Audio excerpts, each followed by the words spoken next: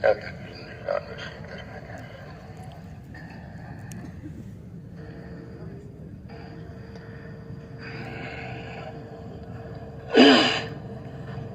لله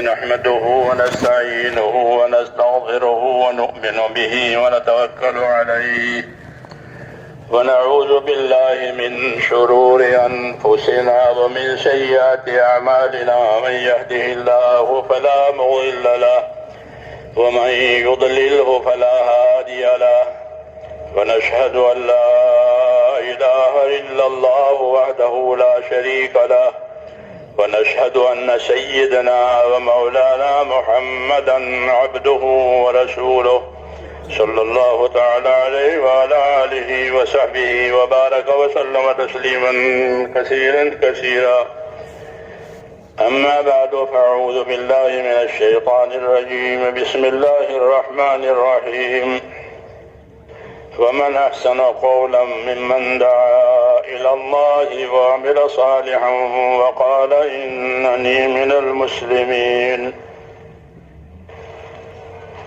صدق اللہ العظیم۔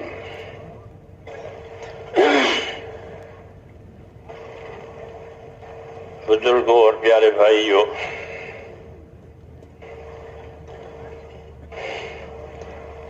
اللہ تعالیٰ کی نعمتیں اور اس کے انعام اکرام وہ بندوں کی طرف بارش سے بھی زیادہ ہے، بہت، اور ہر آن بڑھتے ہی رہتے ہیں۔ انعام اکرام اپنی نعمتوں کو اور احسانوں کے نیچے فرمایا ہم نے تم کو ڈھانپ دیا ہے، تو انعام اکرام اللہ کی طرف سے بہت زیادہ ہے۔ اللہ کی ذات کریم ہے، اس لیے بندوں کے ساتھ، مخلوق کے ساتھ کرم کا معاملہ کرتے ہیں۔ مخلوق اللہ کے کرم کا مظہر ہے، مخلوق کو پیدا کیا ہے تاکہ اس کا کرم ظاہر ہو۔ من نہ کردم خلقتا سودے کنم بلکہ تابر بندگاں جودے کنم، کہ میں نے مخلوق اس لیے نہیں پیدا کی ہے کہ میں اس کے ذریعے سے کوئی اپنا فائدہ حاصل کروں۔ ہاں، جس طرح حاکم اپنے حکومت سے مخلوق سے فائدہ حاصل کرتا ہے، اللہ کہتے ہیں میں ایسا نہیں ہوں، بلکہ میں نے مخلوق کو اس لیے پیدا کیا ہے تاکہ میں مخلوق پر اپنا کرم کروں، اپنی بخشش کروں، کیونکہ ہر مخلوق محتاج ہے، ہر مخلوق محتاج ہے، ان کے حاجتیں الگ الگ ہے۔ خاص طور سے انسان وہ بہت کمزور ہے، خلق الانسان ضعیفا، کہ انسان کمزور پیدا کیا گیا ہے، اس لیے تمام مخلوق سے زیادہ اکرام انسان کا اللہ نے کیا ہے۔ وَلَقَدْ كَرَّمْنَا بَنِي آدم، ہم نے آدم کی اولاد کو مکرم بنایا ہے، ان کا اکرام کیا ہے، اور سمندروں میں اور خشکیوں میں ہم ان کو اٹھائے پھراتے ہیں۔ سمندروں میں کشتیوں میں پھرتا ہے، ہاں، اور کوئی مخلوق نہیں پھرتی۔ اور زمین پر دوسرے جانوروں پر سواری کر کے چلتا ہے، اپنے پاؤں سے بھی چلتا ہے اور دوسرے جانوروں پر اور مشینوں پر سوار ہو کے بھی چلتا ہے۔ دوسری کوئی مخلوق ایسا نہیں کر سکتی۔ تو اکرام کیا ہے۔ پھر بڑا اکرام وہ دین کا اکرام ہے۔ ہاں، بڑا اکرام، اس سے بڑا کوئی اکرام نہیں ہے۔ یہ دین سے، ایمان سے ہم کو اللہ تعالیٰ نے اعزاز بخشا ہے۔ دین اور ایمان کے ذریعے سے ہم کو اعزاز بخشا ہے، اللہ نے عزت بخشی ہے، یہ بڑی بات ہے۔ پھر اس کے تقاضے سکھائے ہیں کہ ایمان اسلام دیا ہے، اس کے تقاضے پورے کرو تاکہ تم اپنے ایمان میں ترقی کرو۔ کاروبار کے تقاضے پورے ہوتے ہیں تو کاروبار ترقی کرتا ہے. جی ہاں. اور آئے دن اس کو یہی فکر ہوتی ہے کہ کاروبار ترقی کرے، اس لیے وہ اس کے تقاضے پورے کرتا ہے، اس کے راستے کی سہولتیں مہیا کرتا ہے، اس کے راستے کی دشواریوں کو دور کرنے کی کوشش کرتا ہے کہ کاروبار آگے بڑھے. کہ دین کے معاملے میں بھی کہ اس کے تقاضے پورے کر کے اپنے دین کو آگے بڑھاؤ، اپنی دینداری کو اوپر سے اونچے لے جاؤ، اپنی دینداری کو اونچی کرو، اپنی دینداری کو اچھی کرو، بہتر کرو. اور دنیا میں دین کے لیے راستہ بناؤ. جس طرح حکومتیں سڑکیں بناتی ہے، پل بناتی ہے، ہاں وہ اپنی ذمہ داری سمجھتی ہے، ورنہ لوگوں کا کام کیسے چلے گا؟ اچھی سے اچھی سڑکیں، پھر اچھی سے پل، ہاں ایک کاروبار چلے، زندگی کی ضروریات سہولتوں کے ساتھ پوری ہو جائے.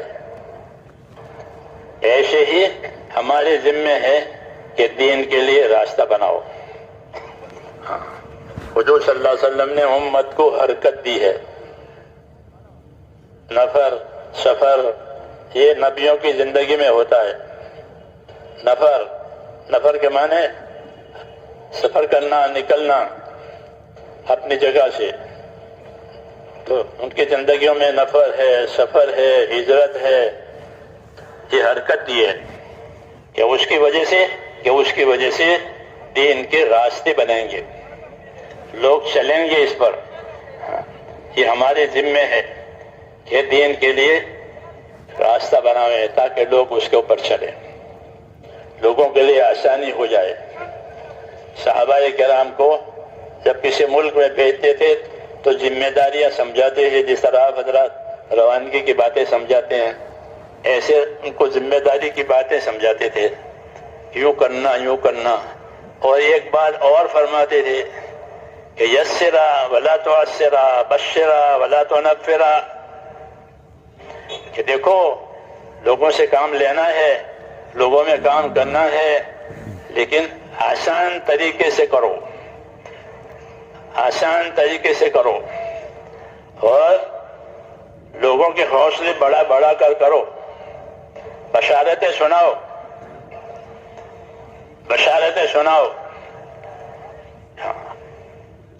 جب بشارتیں سنیں گے مسلمان، چونکہ مسلمان ہے تو اس کے اندر عمل کی تحریک ہوتی ہے.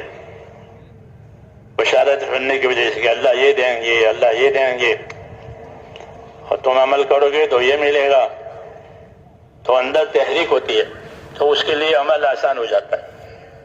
اس لیے فرماتے تھے کہ بشرا، بشارتیں سنانا لوگوں کو. نبی کو بھی یہی حکم ہے کہ فبشر العباد، اے نبی بشارتیں سناؤ،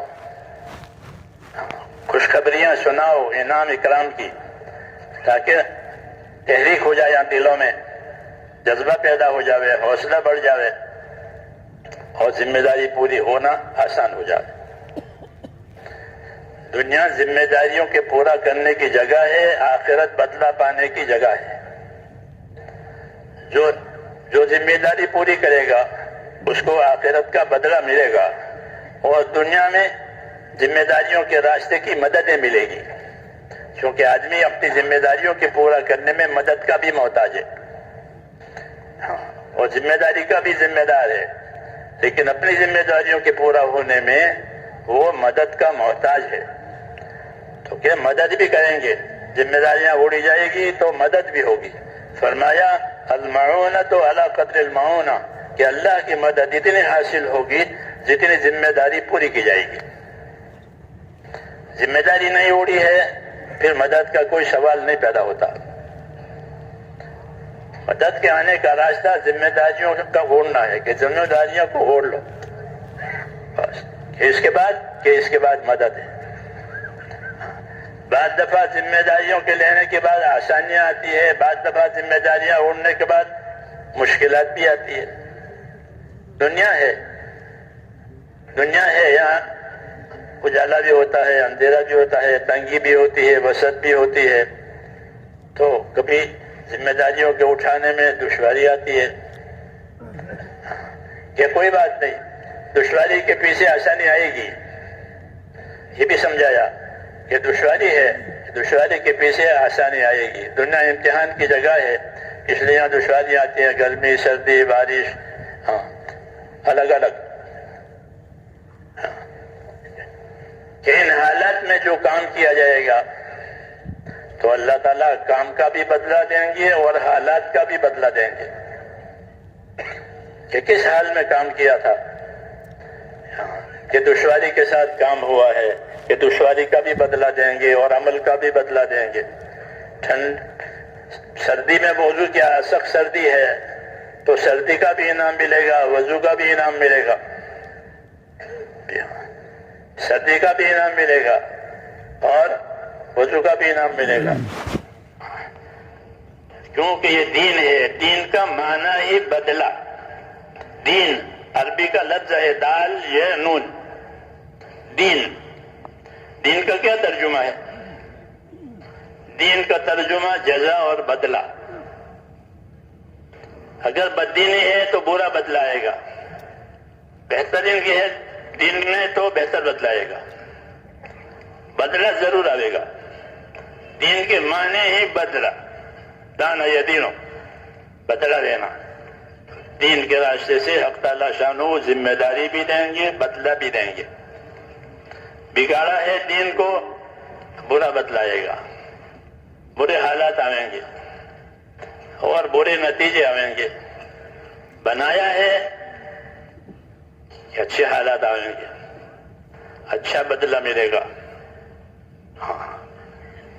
بدلہ تو ہے ہی. اللہ کی صفت ہے دیان.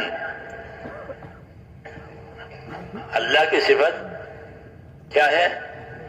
دیان. جیسے غفار، ستار، رحمان، ایسے دیان. کہ دیان کا کیا مطلب ہے؟ کہ دیان کا مطلب ہے بدلہ چکانے والا. قیامت میں اللہ اعلان کرے انا دیان، میں بدلہ چکانے والا ہوں. اس لیے ذرے ذرے کا حساب ہوگا. ایک ذرے کے برابر نیکی ہے کہ ہاں لے لو، ایک ذرے کے برابر بدی ہے کہ بھگتو. کیوں؟ فرمایا انا دیان، میں بدلہ چکانے والا ہوں، جہاں انصاف کرنے والا ہوں.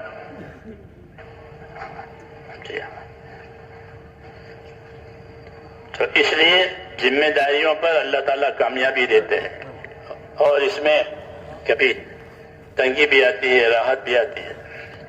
بہر صورت اپنی ذمہ داریوں کو اچھی سے اچھی طریقے سے پورا کرنا، یہ حکم ہے. یہ حکم ہے کہ نماز پڑھے تو کیسی پڑھے؟ کہ اچھی سے اچھی پڑھے. جو بھی عبادت کرے کہ اچھی سے اچھی کرے. اپنی خیر کو اچھی سے اچھی طریقے سے بناؤ.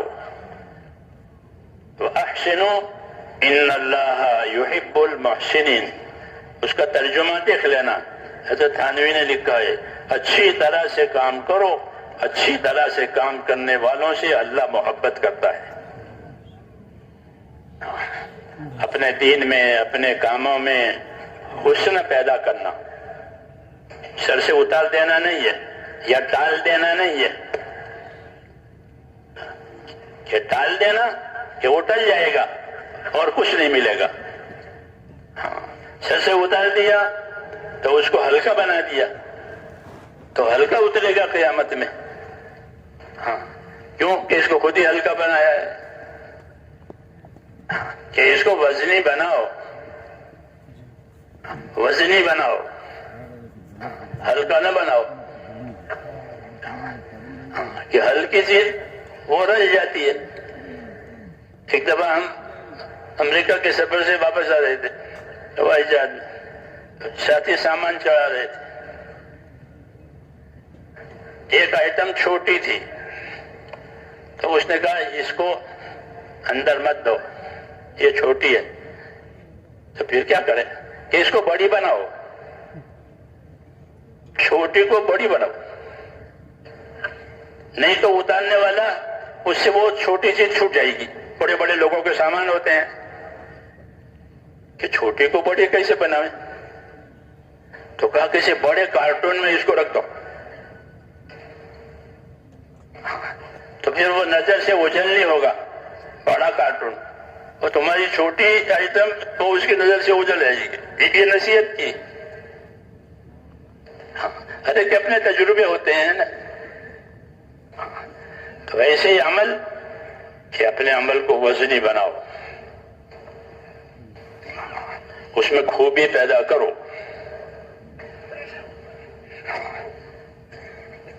کہ خوبی کیسے پیدا ہوگی اور کیا خوبی ہوتی ہے عمل کی؟ وَمَنْ أَحْسَنُ قَوْلًا مِّمَّنْ دَعَا إِلَى اللَّهِ، کہ اس سے بہتر کس کی بات ہو سکتی ہے، یوں کہ اللہ، کہ اس سے بہتر کس کی بات ہو سکتی ہے کہ جو اللہ کی طرف بلاوے۔ کہ اس کی بات تو بہت بہتر ہے کہ اللہ کی ذات تو خوبیوں کا منبع اور مرکز ہے۔ کمزوریوں سے اللہ کی ذات پاک ہے اور خوبیوں والا ہے۔ ان حمید مجید، اللہ کا نام حمید مجید، شریف پڑھتے ہیں تو آخر میں حمید مجید ہے۔ حمید خوبیوں والا، مجید بزرگی والا، صفت ہے اللہ پاک کی۔ تو اللہ خوبیوں والے ہیں، اللہ بزرگی والے ہیں کہ اپنے عمل کو کہ خوبی والا بناؤ، اپنے عمل کو خوبی والا بناؤ، حسن والا بناؤ۔ دعا مانگتے تھے حضور صلی اللہ علیہ وسلم نماز کے بعد، ہم کو بھی مانگنی چاہیے اور حکم بھی دیا ہے کہ نماز کے بعد دعا مانگو۔ کیا دعا ہے؟ رب اعنی علی ذکرک و شکرک و حسن عبادتک، اے اللہ میری مدد فرما۔ کس بات پر مدد چاہتا ہے بندہ؟ کہ میں مدد چاہتا ہوں آپ کے ذکر کرنے پر تاکہ میں آپ کا ذاکر بنوں، اور میں مدد چاہتا ہوں آپ کے شکر کرنے پر تاکہ میں آپ کا شاکر بندہ بنوں۔ ذکر، شکر، اور تیسری بات کہ آپ میری مدد فرمائیں اور حسن عبادت، کہ آپ کی عبادت کو اچھی سے اچھی طریقے سے کروں، کیونکہ عبادت اللہ کا حق ہے۔ عبادت کے لیے پیدا کیا ہے، عبادت کی ذمہ داری ڈالی ہم پر، اور روزے کی ذمہ داری لی اللہ نے اپنے اوپر۔ یہ ترتیب ہے کہ عبادت کی ذمہ داری بندوں پر اور ان کے روزے کی ذمہ داری کس پر؟ اللہ پر۔ وَمَا خَلَقْتُ الْجِنَّ وَالْإِنسَ إِلَّا لِيَعْبُدُونَ، میں نے جنوں کو اور انسانوں کو صرف اپنی عبادت کے لیے پیدا کیا۔ مَا أُرِيدُ مِنْهُم مِّن رِزْقٍ، میں ان سے روزی نہیں چاہتا۔ وَمَا أُرِيدُ أَن يُطْعِمُونَ، اور یہ بھی نہیں چاہتا یہ مجھے کھانا کھلاوے، یہ کیا کھانا؟ إِنَّ اللَّهَ هُوَ الرَّزَّاقُ ذُو الْقُوَّةِ الْمَتِينِ، کہ اللہ، لفظ اللہ سے کہا ان اللہ، اپنا ذاتی نام ہے اللہ کا، کہ اللہ کہ وہ تو بہت روزی دینے والا ہے اور بڑی طاقتور اس کی ہستی ہے، اس لیے روزی نہیں چاہتا تم سے، تم عبادت کرو، روزی کا مسئلہ ہمارے ہاتھ میں ہے۔ تم نے کا عبادت کی ذمہ داری ہم پر ڈالی، روزی کی ذمہ داری اپنے ذمہ لی۔ یہ احسان ہے اللہ تعالیٰ کا۔ تو اس لیے حضور فرماتے ہیں حسن عبادت، کہ میں آپ کی عبادت اچھی سے اچھی کروں، اس کے لیے میری مدد فرما، میرا ہاتھ بٹا۔ اعانت، کہ میرا ہاتھ بٹا، ہاتھ بٹانے کو کہتے ہیں، کرنا تو ہے ہی کہ کوئی بھاری کام ہو گیا میرا ہاتھ بٹاؤ، تو مجھے کرنا تو ہے ہی ہے، لیکن آپ اچھی سے اچھی عبادت کرنے میں میرا ہاتھ بٹاؤ۔ تو میرے دوستو، عمل میں چاہے دعوت کا عمل ہو، عبادت کا عمل ہو، کوئی عمل ہو، کہ وہ خوبی والا ہونا چاہیے، خوبی والا ہونا چاہیے۔ کہ اس کی کیا خوبی ہے؟ کہ سب سے پہلے اس کی خوبی، عمل کی خوبی، نیت کی خوبی، اچھی سے اچھی نیت سے کام کرے، یہ پہلی خوبی ہے۔ کہ اپنی نیتوں کو اچھا سے اچھا بناؤ. ہاں، کوئی فالتو غرض عمل کے پیچھے نہ ہو، بلکہ نیت اچھی سے اچھی ہو. کہ اچھی سے اچھی نیت کیا؟ تو صحابہ کے بارے میں اللہ نے فرمایا کہ ان کے ارادے اور ان کی چاہت جو نیت کی وجہ سے ہوتی ہے وہ کیا ہوتی تھی؟ تو فرمایا کہ یبتغون فضلا من اللہ ورضوانا، کہ وہ حضرات کیا چاہتے تھے؟ کہ وہ اللہ کا فضل ایک تو چاہتے تھے اور ایک اللہ کی خوشنودی چاہتے تھے کہ بس آپ فضل فرما دیں اور ہم سے ہمیشہ کے لیے راضی ہو جائے. تو ہمیشہ اللہ راضی رہے اور اللہ کو راضی کرنے کے لیے کام کرے، یہ نیت کی خوبی ہے. اس کا استحضار و دھیان کرے کہ میں یہ کام اللہ تعالیٰ کو راضی کرنے کے لیے کر رہا ہوں. نیت کی وجہ سے عمل عبادت بنتا ہے. نیت نہیں ہے تو عادت بنتا ہے. جیسے ہم چائے پی لیتے ہیں، کھا پی لیتے ہیں، کوئی نیت نہیں، عادت ہے، کھاتے پیتے ہیں. اور نیت کرے تو کہ نیت کرے تو وہ عمل بن جاتا ہے. اس لیے نیت کی خوبی سب سے پہلے کہ نیتوں کو اچھی سے اچھی اور اونچی سے اونچی، اونچی سے اونچی اور اچھی سے اچھی نیت بناؤ. آدمی کو وہ ملے گا جو اس کی نیت میں ہوگا. تو حسن نیت کہ اچھی نیتوں کے ساتھ کام کیا جاوے. اللہ کو خوش کرنا ہے، اللہ کے بندوں کے ساتھ ہمدردی کرنی ہے، کیونکہ انبیاء کرام علیہ الصلوۃ والسلام کا یہی طور طریقہ ہوتا تھا کہ وہ کام کو صرف اللہ کے لیے کرتے تھے. اپنی قوم سے کہتے تھے دیکھو میں کام کرتا ہوں، محنت کرتا ہوں، تمہاری خدمت بھی کرتا ہوں، لیکن میں تم سے کچھ نہیں چاہتا، مجھے تم سے کچھ نہیں لینا ہے. تم میرا اجر جو ہے اور میرا بدلہ وہ اللہ کے ذمہ ہے. نہ مجھے تمہارے مال میں شرکت کرنی ہے، نہ تمہاری حکومت میں شرکت کرنی ہے، نہ تمہاری جائیداد میں شرکت کرنی ہے. مجھے نہیں چاہیے تمہاری چیز، مجھے تمہاری چیز نہیں چاہیے. ہاں تم میری بات لے لو. کیوں؟ کہ میں اس کو اللہ کے لیے کرتا ہوں اور تمہاری بھلائی چاہتا ہوں. تو نیت میں مخلوق امت کی ہمدردی، جس طرح نیت میں اللہ تعالیٰ کی رضامندی چاہنا، اس طرح دین کے کام کرنے والے اپنے نیتوں میں امت کی ہمدردی کی نیت کرے کہ امت کے ساتھ ہمدردی کرنی ہے، امت کے ساتھ بھلائی کرنی ہے، اور اپنے دین کی نصرت کی نیت کرے کہ یہ کام میں اللہ کے دین کی نصرت کے لیے کر رہا ہوں. تو نصرت کا بھی اجر ملے گا، امت کے ساتھ خیرخواہی اور ہمدردی کا بھی اجر ملے گا. جی ہاں، اللہ کو خوش کرنے کا بھی اجر ملے گا. حسن نیت، اپنے نیتوں کو اچھی سے بناؤ. کہ جو مخلصین ہوتے ہیں، اخلاص والے ہوتے ہیں، وہ ہدایت کے چراغ ہوتے ہیں. جیسے چراغ سے روشنی ہو رہی ہے، ایسے مخلصین کی وجہ سے کہ حق کی روشنی پھیلے گی، باطل کا اندھیرا ٹلے گا. المخلصون ہم مصابیح الہدی، جو مخلصین ہیں وہ ہدایت کے چراغ ہیں، اور انہی کی وجہ سے دنیا کے فتنے چھٹیں گے. جس طرح اغراض والوں کے ذریعے سے فتنے سمیٹ کر آتے ہیں، حدیثوں میں ہے کہ فتنے سمیٹ کر آئیں گے جیسے رات کا اندھیرا، جتنی رات گزرے گی اتنا اندھیرا کبھی ہوگا، ایسے فتنے. لیکن جب مجمع مخلصین کا ہوگا، اخلاص والے کچھ نہیں چاہتے، صرف اللہ کو چاہتے ہیں اور اس کے کام کو چاہتے ہیں، اور لوگوں کی ہمدردی چاہتے ہیں، لوگوں سے اپنی تعریف، اپنی بڑائی، اپنا مقام، کچھ نہیں. کہ لوگ معتقد بنے کہ نہیں، لوگوں کو معتقد نہیں بنانا ہے، لوگوں کو اللہ سے جوڑنا ہے، اپنی ذات سے نہیں جوڑنا ہے. ہاں، نبیوں کا یہ طریقہ ہے کہ لوگ اللہ سے جڑ جائیں.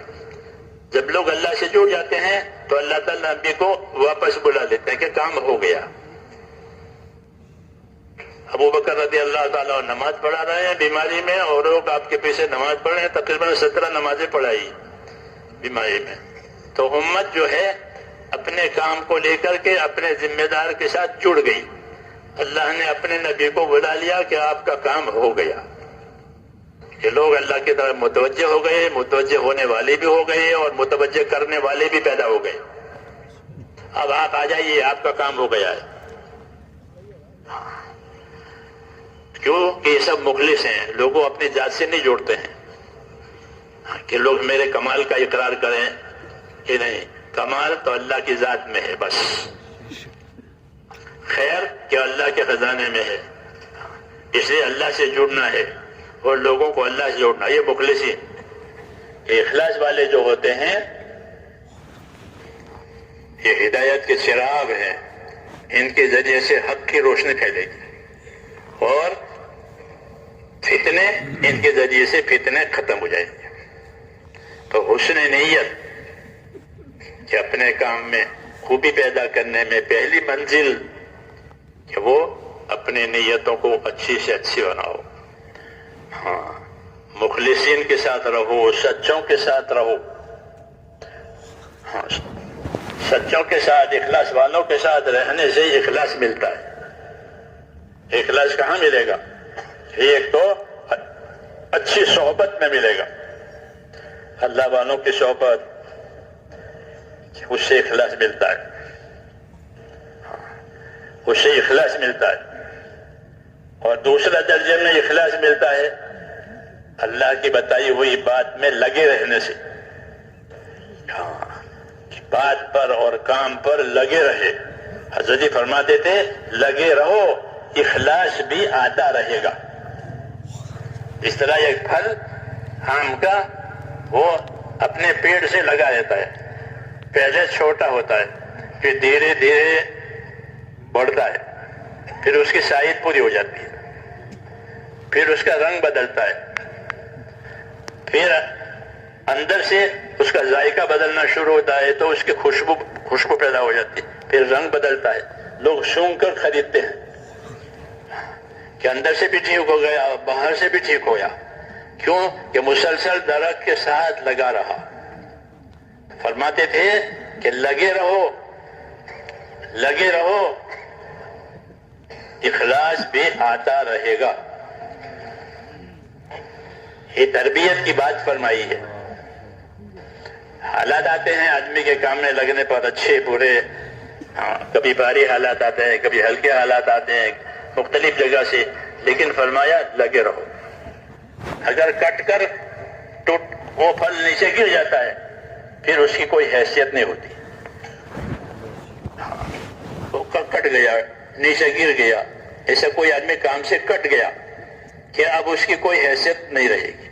بلکہ جو پھل ٹوٹ کے نیچے گرا ہے، جو آتا ہے تو اس کو جھاڑو دے کر باہر پھینک دیتا ہے، جھاڑو میں آ جاتا ہے. وہ بازار میں نہیں آتا، جھاڑو میں. کیوں؟ یہ کٹ گیا ہے.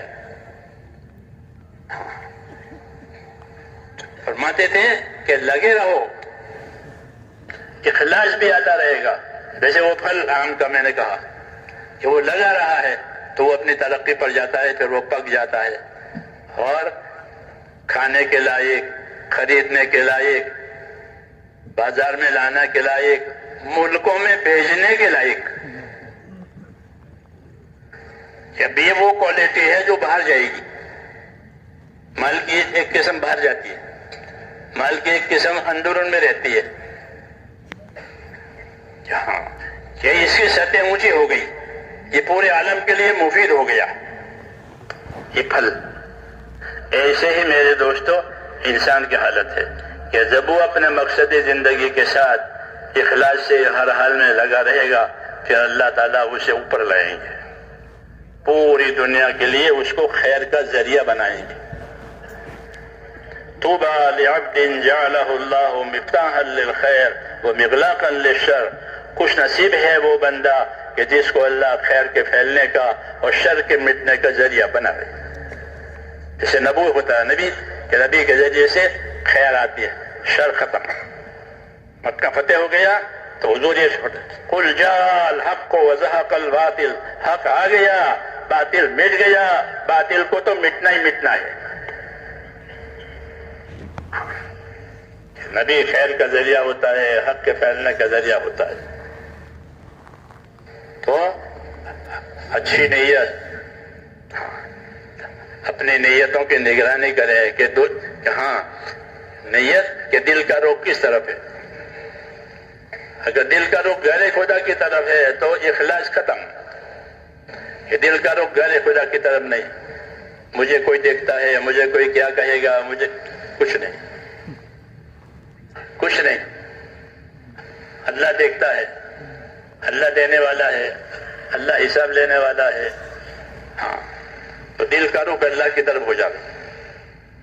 جب آدمی سیدھا چلتا ہے تو اللہ تعالیٰ اس کے دل کو بھی سیدھا کر دیتے ہیں. پھر اس کے اخلاص کی وجہ سے اس کے عمل کی قیمت بڑھ جاتی ہے.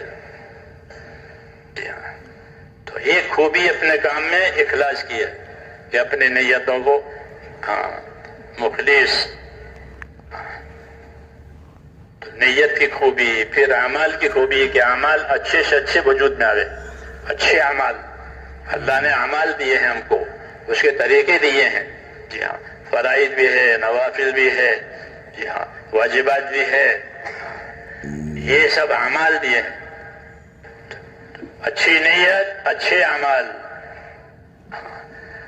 کوئی عمل ہلکا نہیں ہے، کوئی بھی عمل ہلکا نہیں ہے، اس کی بڑی قیمت ہے. اس لیے ہر نیک عمل کو کرنے کی حرص. فرمایا کہ کسی نیک عمل کو ہلکا مت سمجھو، کسی عمل کو ہلکا مت سمجھو، اس کا بدلہ اللہ کے ہاں بڑا ہے. اگر اپنے بھائی سے خندہ پیشانی سے مل سکو کہ مومن بھائی ہے، اس کا خندہ پیشانی سے مل کہ یہ بھی کرو، کہ یہ بھی عمل ہوگا، اس کا بھی بدلہ ملے گا، اور جو بدلہ ملے گا وہ ہمیشہ کے لیے ملے گا. اخلاص والوں کو اچھی نیت، اچھے اعمال. اعمال کی تو اللہ کی طرف سے ہدایت ہوتی ہے. ہاں اس کے حکم ہوتے ہیں، نبی کے طریقے سے اس کے طریقے ہوتے ہیں. تو اللہ کا حکم اور نبی صلی اللہ علیہ وسلم کا طریقہ یہ آتا ہے تو وہ اعمال اچھے بنتے ہیں. اس لیے اس کا علم ہونا چاہیے کہ اللہ کا کیا حکم ہے اور اس کا نبی کا کیا طریقہ ہے، تاکہ وہ عمل اچھا بنے. نہیں تو رواجی ہو جائے گا. حکم کی رعایت نہیں ہے، طریقے کی رعایت نہیں ہے، نیت کی رعایت نہیں ہے، تو وہ رواجی چیز ہے. دین جب رواج میں آ جاتا ہے تو وہ دین برباد ہو گیا، اس کی حقیقت ختم ہو گئی. اس لیے یہ حکم ہے کہ اپنے اعمال کو یہ حکم والا، طریقوں والا، اخلاص والا، یہ اپنے اعمالوں کو بنانا ہے. اس کا علم ہمارے پاس ہونا چاہیے. تو نیت کی خوبی، عمل کی خوبی یہ اپنے اندر بنانی ہے. تیسری کہ اخلاق کی خوبی، اخلاق کی خوبی کہ اچھے اخلاق. اخلاق کا تعلق بندوں سے ہوتا ہے، نیت اور عمل کا تعلق اللہ سے ہوتا ہے. اللہ نیتوں کو اور عملوں کو دیکھتے ہیں. اور اخلاق کا تعلق اخلاق کا تعلق بندوں سے ہوتا ہے. ہاں کہ اللہ کے بندوں میں بندے بن کر کے رہو. یہ فرماتے تھے حضرت کہ اخلاق بندوں میں بندہ بن کر رہو. نہ اپنی بڑائی ہے، نہ اپنی بڑائی تسلیم کروانی ہے، نہ کوئی حقیر ہے، نہ کسی کو حقیر جاننا ہے. حقدار کا حق دینا ہے، حقدار کا حق دینا ہے. ہاں کہ اللہ کے بندوں میں بندہ بن کر کے رہنا. اخلاق اپنی ذات سے فائدہ پہنچانا، دوسروں سے نفع کی امید نہیں رکھنا. اخلاق اسلام میں اس کی بڑی اہمیت ہے. رسول اللہ صلی اللہ علیہ وسلم کو اخلاق والا موضوع پورا اور کامل دیا ہے. اِنَّكَ لَعَلَىٰ خُلُقٍ عَظِيمٍ کہ آپ اخلاق کے بہت اونچے معیار پر ہیں.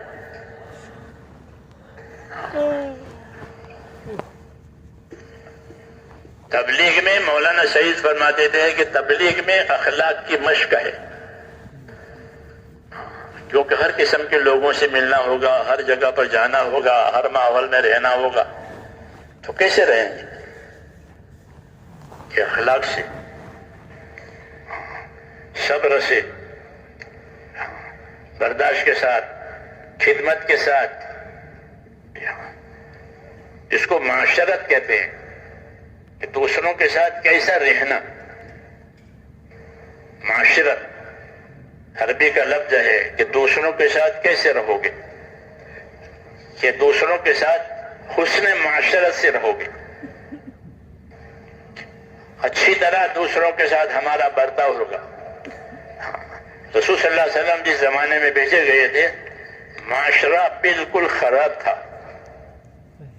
جی ہاں، بہت انتہائی درجہ، یتیموں کا مال کھا جاتے تھے، مسافروں کو لوٹ لیتے تھے، کمزوروں کو دباتے تھے، جی ہاں، کوئی حق ادا کرنے کی بات نہیں، معاشرے میں ظلم اور لین دین میں بے ایمانی معاملات۔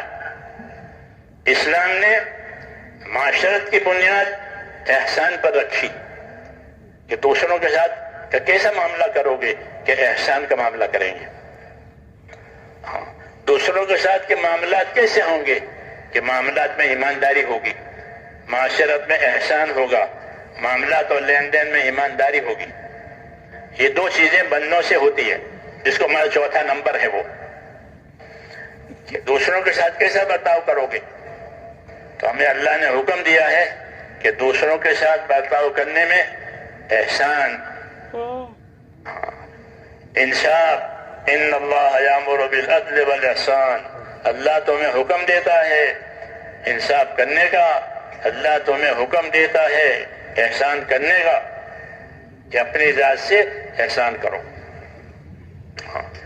تو اسلام میں جو معاشرت اور رہن سہن ہے، معاشرت کا معنی رہن سے، اس کی بنیاد احسان پر رکھی ہے۔ اور اس کی کیفیت کیسی ہوتی ہے معاشرت کی؟ حضرت جی فرماتے تھے کہ ہماری معاشرت میں سادگی اور حیا ہے، ہم اپنی معاشرت اور رہن سہن میں سادہ اور حیا اور شرم، یہ ہمارے معاشرے کی کیفیت ہے کہ ہمارا معاشرہ سادہ ہوگا، اس میں اسراف نہیں ہوگا، فضولیات نہیں ہوگی، سادہ، شادی کریں گے وہ بھی ایسی، مکان بنائیں گے وہ بھی ایسا، کھانا پینا وہ بھی ایسا، سادہ، کہ معاشرت میں سادگی، اور دوسرا کہ معاشرت میں شرم اور حیا، یہ ہمارے معاشرت کی خاصیت ہے۔ ہم کو حیا کی تعلیم دی ہے، حیا کی تعلیم دی ہے، اور کہا حیا یہ ایمان کا شعبہ ہے، با حیا رہو۔ حضور صلی اللہ علیہ وسلم کی سیرت میں ہے کہ حضور صلی اللہ علیہ وسلم میں کنواری لڑکی سے بھی زیادہ شرم اور حیا تھی، کیونکہ شرم و حیا یہ برائی سے روکنے میں بہت قوی اثر رکھتا ہے۔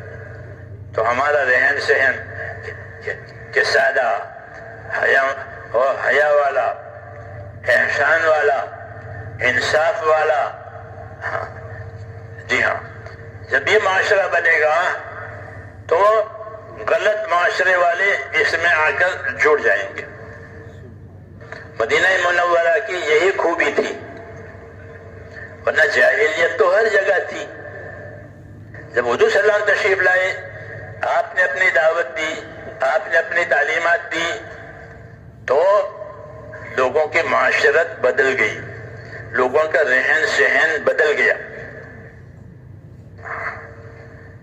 کہ ان کے اندر انصاف کی، احسان کی، ہمدردی کی یہ کیفیت پیدا ہوئی، اور وہ بھائی ہو گئے، دشمن تھے بھائی ہو گئے، احسان کرنے والے ہو گئے، حق ادا کرنے والے ہو گئے۔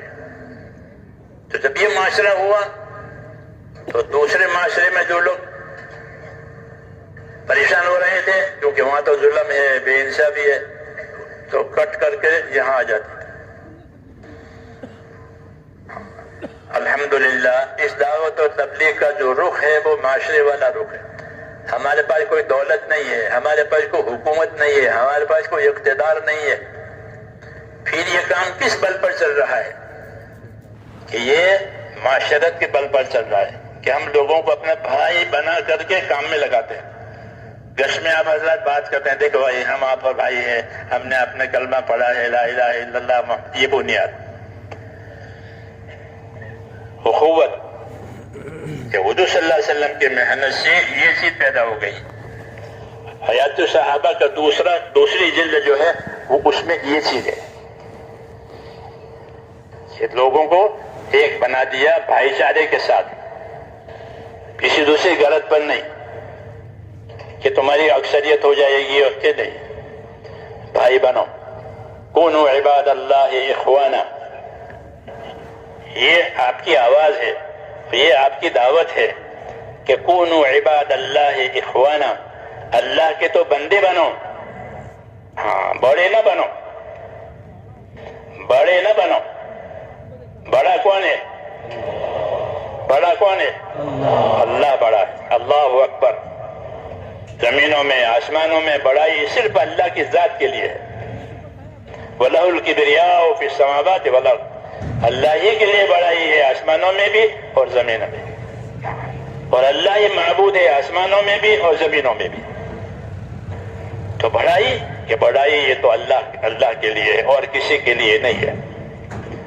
جو اپنے اندر بڑائی لاوے گا اللہ اس کو نیچا کرے گا، وہ اللہ سے مقابلہ کر رہا ہے، کیونکہ بڑائی میں کوئی شریک نہیں ہے۔ جو اپنے آپ کو بڑا بناوے کہ وہ ذلیل ہوگا خدا کی بڑائی کے سامنے۔ کل کبریا اور ردائی، کہ بڑائی یہ تو میرا پوشاک ہے، میری چادر ہے۔ اب جو بڑائی اختیار کرتا ہے وہ میرے پوشاک کو کھینچتا ہے۔ یہ فرمایا کہ جو بڑا بنتا ہے کہ وہ گویا میرے پوشاک کو، میرے چادر کو کھینچ رہا ہے۔ اندازہ لگاؤ کسی کے لباس کھینچے، ہاں، اس لیے بڑائی کسی کا حق نہیں ہے سوائے اللہ کے۔ اس لیے نبی کی دعوت ہے کہ کونوا عباد اللہ اخوانا، اللہ کے تو بندے رہو، ہر وقت اس کے سامنے جھکے رہیں، اس کی خدائی کے سامنے ہاں جھکنا، کہ اللہ کو جھکنا پسند ہے۔ سجدے میں بندہ ہوتا ہے تو وہ سب سے زیادہ اللہ سے قریب ہوتا ہے۔ سجدے کی آیت پڑھی اور سجدہ کیا، قرآن شریف میں سجدے کی آیتیں ہیں۔ سجدے کی آیت پڑھ کر کے جب بندہ سجدہ کرتا ہے تو شیطان دور جا کر کے روتا ہے، حدیثوں میں کہ کیوں کہ امر ابن آدم بالسجود فسجد فلہ الجنہ، کہ آدم کے بیٹے کو سجدے کا حکم ہوا، وہ سجدہ کرتا ہے اس کے جنت ہے، مجھے سجدہ کا حکم ہوا میں نے انکار کیا تو میں مردود ہو گیا۔ سجدے کی قدر ہے اللہ کے ہاں، وہ بھی جانتا ہے۔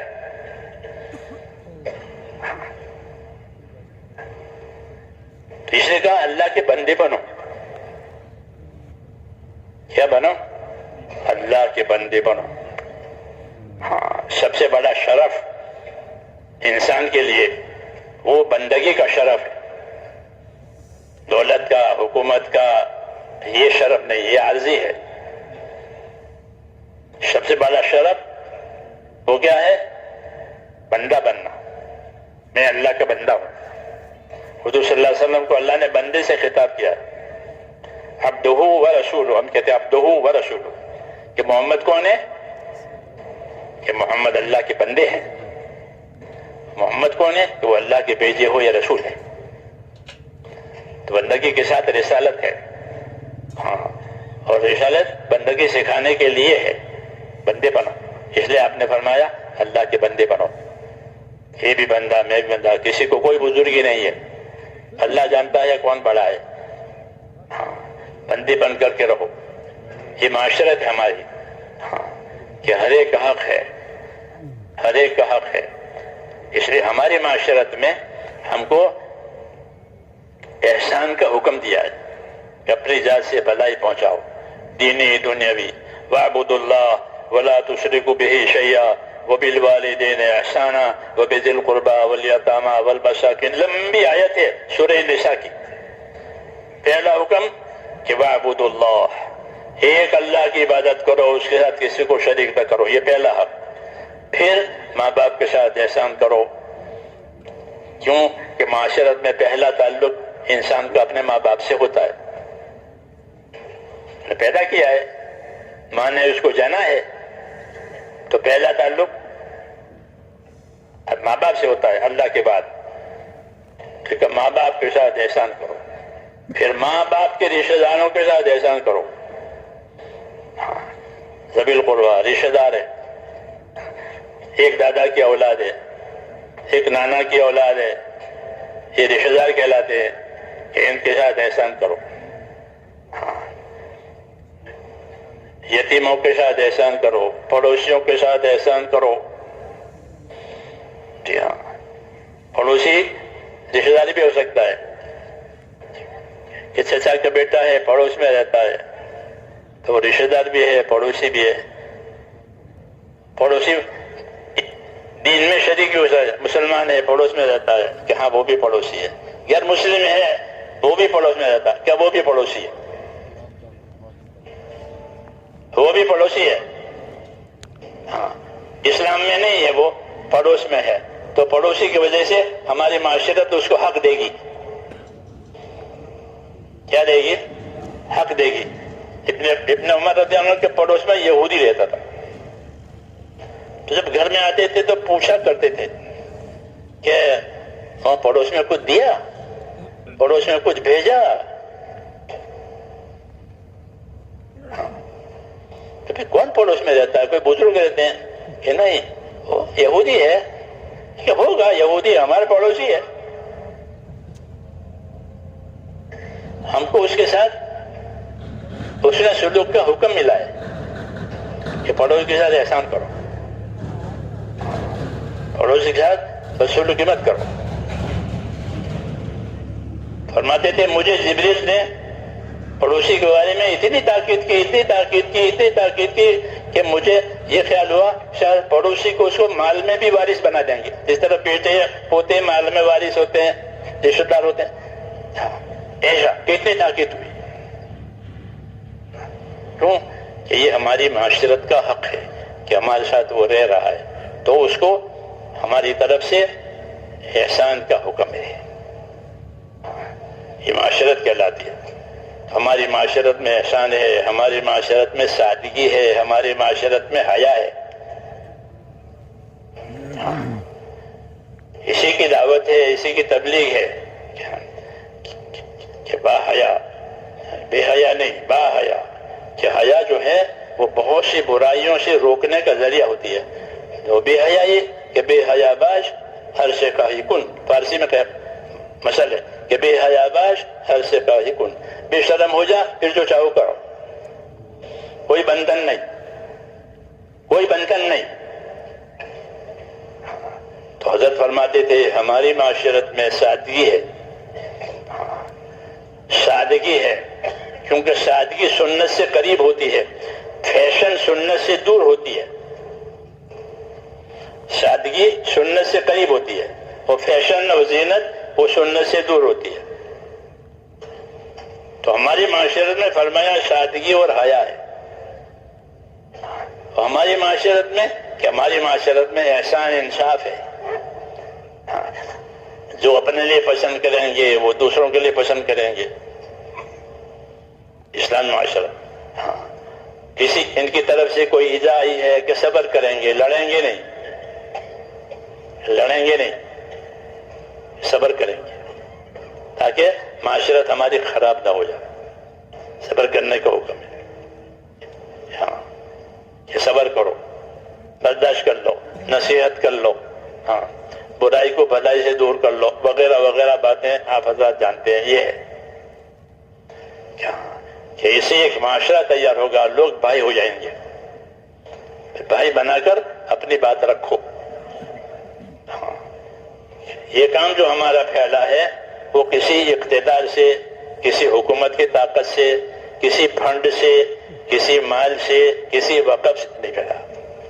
کہ بھئی اس کے پیچھے کوئی فنڈ ہے، اس کے پیچھے کوئی وقف ہے، کوئی ٹرسٹ ہے جو ان کو چلا رہا ہے، کچھ نہیں ہے۔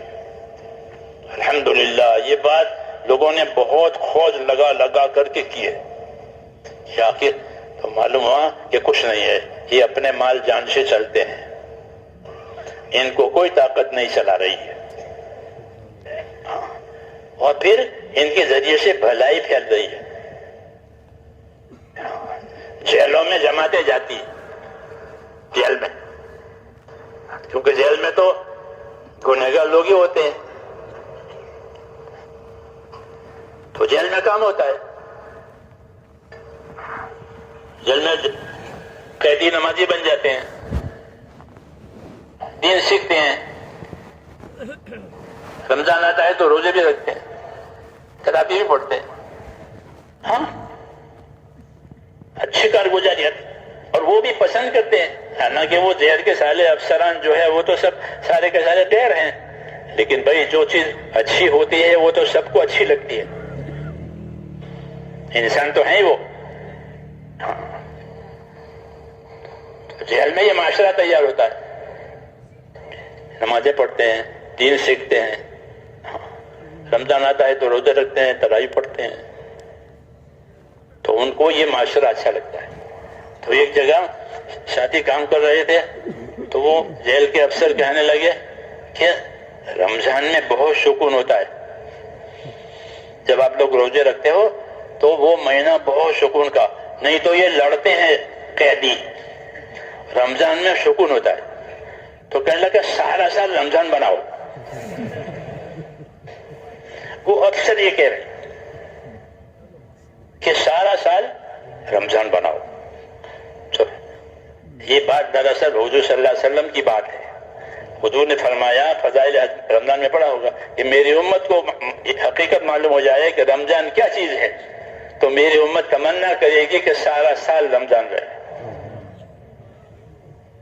جی ہاں، وہ اس کی سمجھ میں آئی یہ بات، کیونکہ حق ہے، حق تو سمجھ میں آتا ہے کہ وہ یہ کہہ رہا ہے ساتھیوں سے کہ سارا سال رمضان بھر سکون رہتا ہے۔ تو یہ کام ہمارا، اس کی بڑی بنیاد یہی ہے کہ معاشرت پر چل رہا ہے، کوئی اس کے پیچھے نہیں ہے سپورٹ، جیسے دنیا کی تحریکوں کے پیچھے سپورٹ ہوتے ہیں، وہ ہمارے پاس کچھ نہیں ہے۔ ہمارا مال ہے، ہماری جان ہے، ہمارا دین ہے، غریب ہو تو پیدل چلے گا، یا پیدل چلنے کا تقاضا ہوتا تو پیدل چلے گا، ہاں کیوں کہ کام کرنا ہے، آخرت بنانی ہے، موت کے بعد کی زندگی دیکھنی ہے، وہ اصل ہے۔ تو پھر اس سے یہ معاشرہ تیار ہوتا ہے، یہ بھائی بن جاتے ہیں لوگ، ان میں دینی محبتیں ہوتی ہیں، ان کو کنٹرول نہیں کرنا پڑتا۔ یہ دیکھو ہزاروں آدمی بیٹھے ہیں، ان کو کوئی کنٹرول نہیں، ان کو کنٹرول کرنا، جہاں کوئی بڑی گیدرنگ ہوتی ہے، بڑا مت تو کنٹرول کرنا پڑتا، یہ نہیں، کوئی کنٹرول نہیں، یہ کنٹرول میں ہے۔ یہ کیوں کہ ان کا معاشرہ ہے، جی ہاں، کہ ہمارے اپنے معاشرے میں ہمیں ایسا رہنا ہے، ایسا رہنا ہے، ایسا رہنا ہے، ہاں بھائی بن کر کے رہ رہے ہیں، تو یہ بھائی بندی کا کنٹرول ہے، دوسرا کوئی کنٹرول نہیں۔ حضور نے لوگوں کو بھائی بنایا، فَأَصْبَحْتُمْ بِنِعْمَتِهِ إِخْوَانًا، کہ تم اللہ کے نعمت سے، انصار سے فرمایا تم دشمن تھے، اور تمہاری زندگی میں یہ فرق آیا کہ تم اللہ کی نعمت سے، یعنی محمد صلی اللہ علیہ وسلم سے، آپ کے دین سے تم بھائی ہو گئے، یہی اس کی تاثیر ہے۔ حضور فرماتے بھی یہی تھے کہ کونوا عباد اللہ اخوان، کہ اللہ کے بندے رہو، آپس کے بھائی رہو، اللہ کے بندے بن کر اللہ کا حق ادا کرو، اس کے دین کا حق ادا کرو، اس کے دین کے مددگار بنو، اس کے دین کے لیے راستے بناؤ، جی ہاں، وہ بھائی بنو، کہ ان کے ساتھ ہمدردی کرو، ان کے ساتھ حسن سلوک کرو، ان کے ساتھ انصاف سے رہو، پھر یہ ایک ہو جائیں گے۔ اس کو معاشرت کہتے ہیں، کہ آپس کا رہن سہن صحیح ہو گیا، حق ادا کرنے والا ہو گیا، کہ بہت بڑی خرابیوں سے نجات ہو گئی۔ ورنہ جاہلیت کا معاشرہ بہت برا تھا، کوئی بدی باقی نہیں تھی جو اس معاشرے میں نہ ہوتی، تو اپنے معاشرے کو صاف کیا، جی ہاں، احسان پر اس کو لگایا، انصاف پر لگایا. ایسے ہی معاملات کو صاف کیا، لین دین. کیوں کہ رہن سہن میں لین دین بھی کرنا پڑے گا، خریدنا پڑے گا، بیچنا پڑے گا، مزدوری، یہ لین دین کہلاتا ہے، کمائیاں. تو معاملات کو بھی آپ نے صاف کیا، لین دین کو صاف کیا. اسلام میں معاملات کی بنیاد امانت داری پر ہے. جس طرح معاشرت کی بنیاد احسان پر ہے، ایسے ہی معاملات کی بنیاد، لین دین کی بنیاد امانت داری پر ہے کہ ہمارا لین دین امانت داری پر ہوگا.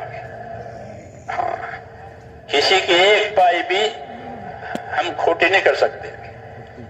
لین دین ہمارا صاف، جو لیا دیا، وعدہ کیا پورا کیا، کہ اپنے معاملات کو صاف رکھو.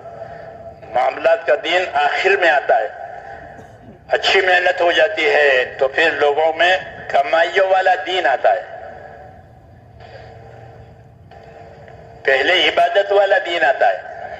جیسے اس محنت سے عبادت والا دین آیا، لوگ نمازی بن گئے، لوگ حاجی بن گئے، لوگ ذکر کرنے والے، تلاوت کرنے والے، عبادت کرنے والے بنے.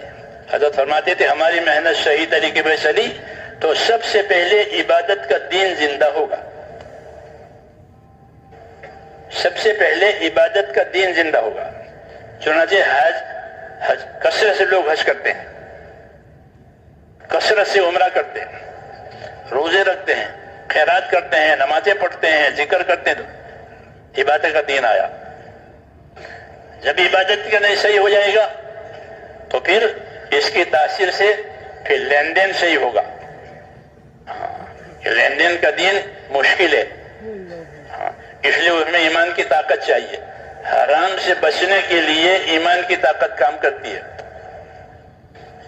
اس لیے ایمان کو طاقتور بنایا. پھر شراب حرام ہوئی، ورنہ شراب تو ان کی گٹی میں پڑی ہوئی تھی. سودی کاروبار عام تھے. جو تجارتیں تھی نام کی تجارتیں تھی، اندر جوا تھا. اوپر سے تجارت، اندر سے جوا. جاہلیت کی جو تجارتیں ہوتی تھی، بیوعات جاہلیہ، جاہلیت کے بیوعات، جاہلیت کا لین دین، تو کیا تھا کہ اوپر سے تجارت، اندر جوا. یہ معاملات تھے.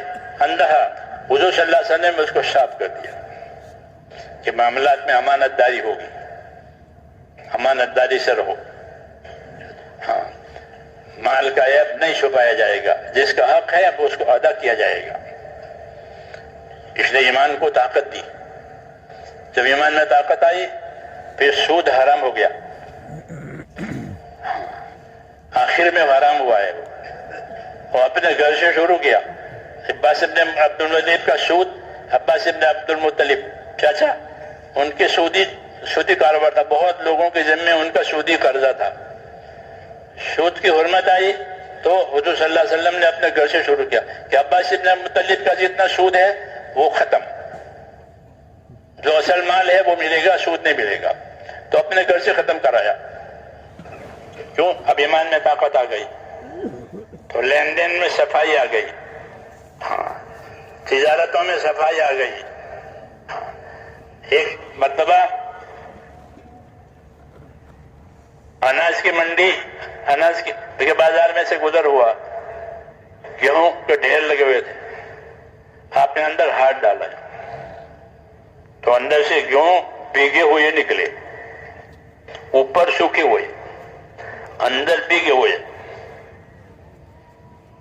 اس سے پوچھا یہ کیا؟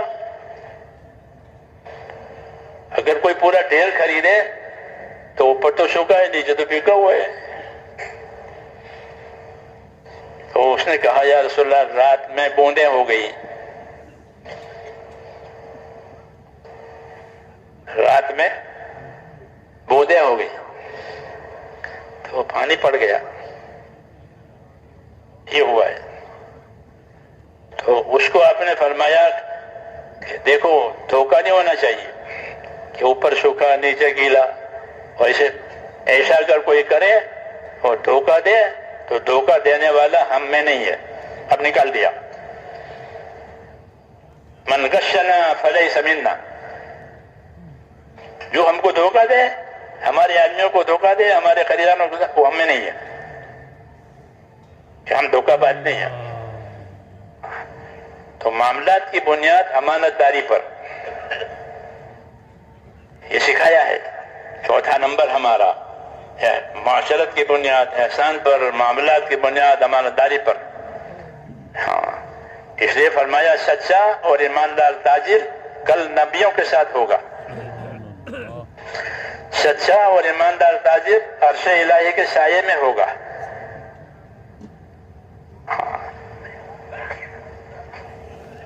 اور سچائی نہیں ہے تجارت میں، بے ایمانی ہے، تو فرمایا تجار ینادون یوم القیامت الفجار، کہ تجارت میں بے ایمانی ہے تو فرمایا قیامت میں ان تاجروں کو پکارا جائے گا، اے بدکارو چلو آؤ تمہارا فیصلہ ہونا ہے۔ تاجر کو فاجر کہا جائے گا۔ فاجر اس کو کہتے ہیں جو کھلم کھلا بدکاری کرے، فاجر عورت، بازاری عورت، وہ درجے پر آیا وہ۔ تو ایک بازاری عورت ہوتے ہیں اس کو لوگ فاجر کہتے ہیں، بدکار عورت ہے، کہ یہ اور ایک ہی لائن میں ہے۔ کیوں؟ کہ وہ دیانت بیچ کر پیسہ کما رہی ہے، یہ بے ایمانی سے پیسہ کما رہا ہے، دونوں ایک لائن میں۔ اس لیے ان کو اس آواز سے پکارا جائے گا، التجار ینادون یوم القیامت الفجار، کہ ان کو اے فاجرو، اے بدکارو چلو آؤ تجارت بگاڑیے۔ ہاں، جس طرح وہ عورت دیانت بیچ کر کے، عزت بیچ کر پیسہ کماتی ہے، یہ اپنی دیانت بیچ کر پیسہ کماتے ہیں، اس لیے ان دونوں کا ایک ہی درجہ۔ اس لیے میرے دوستو، ہماری کمائیاں، حضرت فرماتے تھے اپنی کمائیوں کو علم پر لاؤ، جیسے عبادت کو علم پر لاتے ہیں کہ سجدہ فرض ہے، رکوع فرض ہے، جی ہاں فلاں چیز نماز میں مکروہ ہے، فلاں چیز وضو میں مکروہ ہے، یہ علم ہے عبادت کا۔ ایسے اپنی کمائیوں کو کس پر لاؤ؟ کہ علم پر لاؤ۔ ہاں کہ ہاں یہ کمائی کا یہ رخ صحیح ہے، کمائی کا یہ رخ غلط ہے۔ تو جاہلیت کی جو کمائیاں ہوتی تھی اس میں یہی چیز ہوتی تھی کہ یا سود ہوتا تھا یا جوا ہوتا تھا، یعنی ایک طرف فائدہ ایک طرف نقصان۔ جوا میں یہ ہوتا ہے، سود میں بھی یہ ہوتا ہے، ایک کو تو فائدہ ہو جاتا ہے، دوسرے کو نقصان ہوتا ہے۔ جوا کے لو ہار جیت ہوئی تو ہار جیت میں کیا ہوگا؟ ایک طرف فائدہ، جو جیت گیا اس کو نفع ہو گیا، وہ ہار گیا اس کا نقصان ہوا، اس لیے اس کو حرام کیا۔ ایک طرف فائدہ ہو رہا ہے ایک طرف نقصان ہو رہا ہے، کہ یہ معاملہ نہیں چلے گا۔ اور تجارت میں ایسا نہیں ہے، تجارت میں دونوں کو فائدہ ہوتا ہے کہ گاہک کو اچھی چیز مل جاتی ہے اور تاجر کو اچھا نفع مل جاتا ہے۔ اس لیے فرمایا احل اللہ البیع وحرم الربا، اللہ نے بے کو یعنی بیچنے خریدنے کو تو حلال قرار دیا اور سود کو حرام قرار دیا، کیونکہ ایک طرف فائدہ ہے ایک طرف نقصان ہے۔ ہماری تبلیغ میں جو علم و ذکر ہے وہ یہی ہے کہ اس کا ہمارے پاس علم ہو، جو کام ہو اس کا علم، اور جو علم ہو اس کا عمل۔ تجارت کرے، ضرور کرے تجارت، کیونکہ تجارت بہترین مشغلہ ہے روزی کمانے کا۔ جی ہاں، دنیا بھی مانتی ہے، دین بھی مانتا ہے۔ آپ تجارت کا ویزا مانگیں دے دیں گے، میں تجارتی ویزے پہ جا رہا ہوں، کہ ہاں کرو، ہمارے ملک میں آؤ تجارت کرو۔ کیوں؟ کہ تجارت سے فائدہ ہی ہوگا۔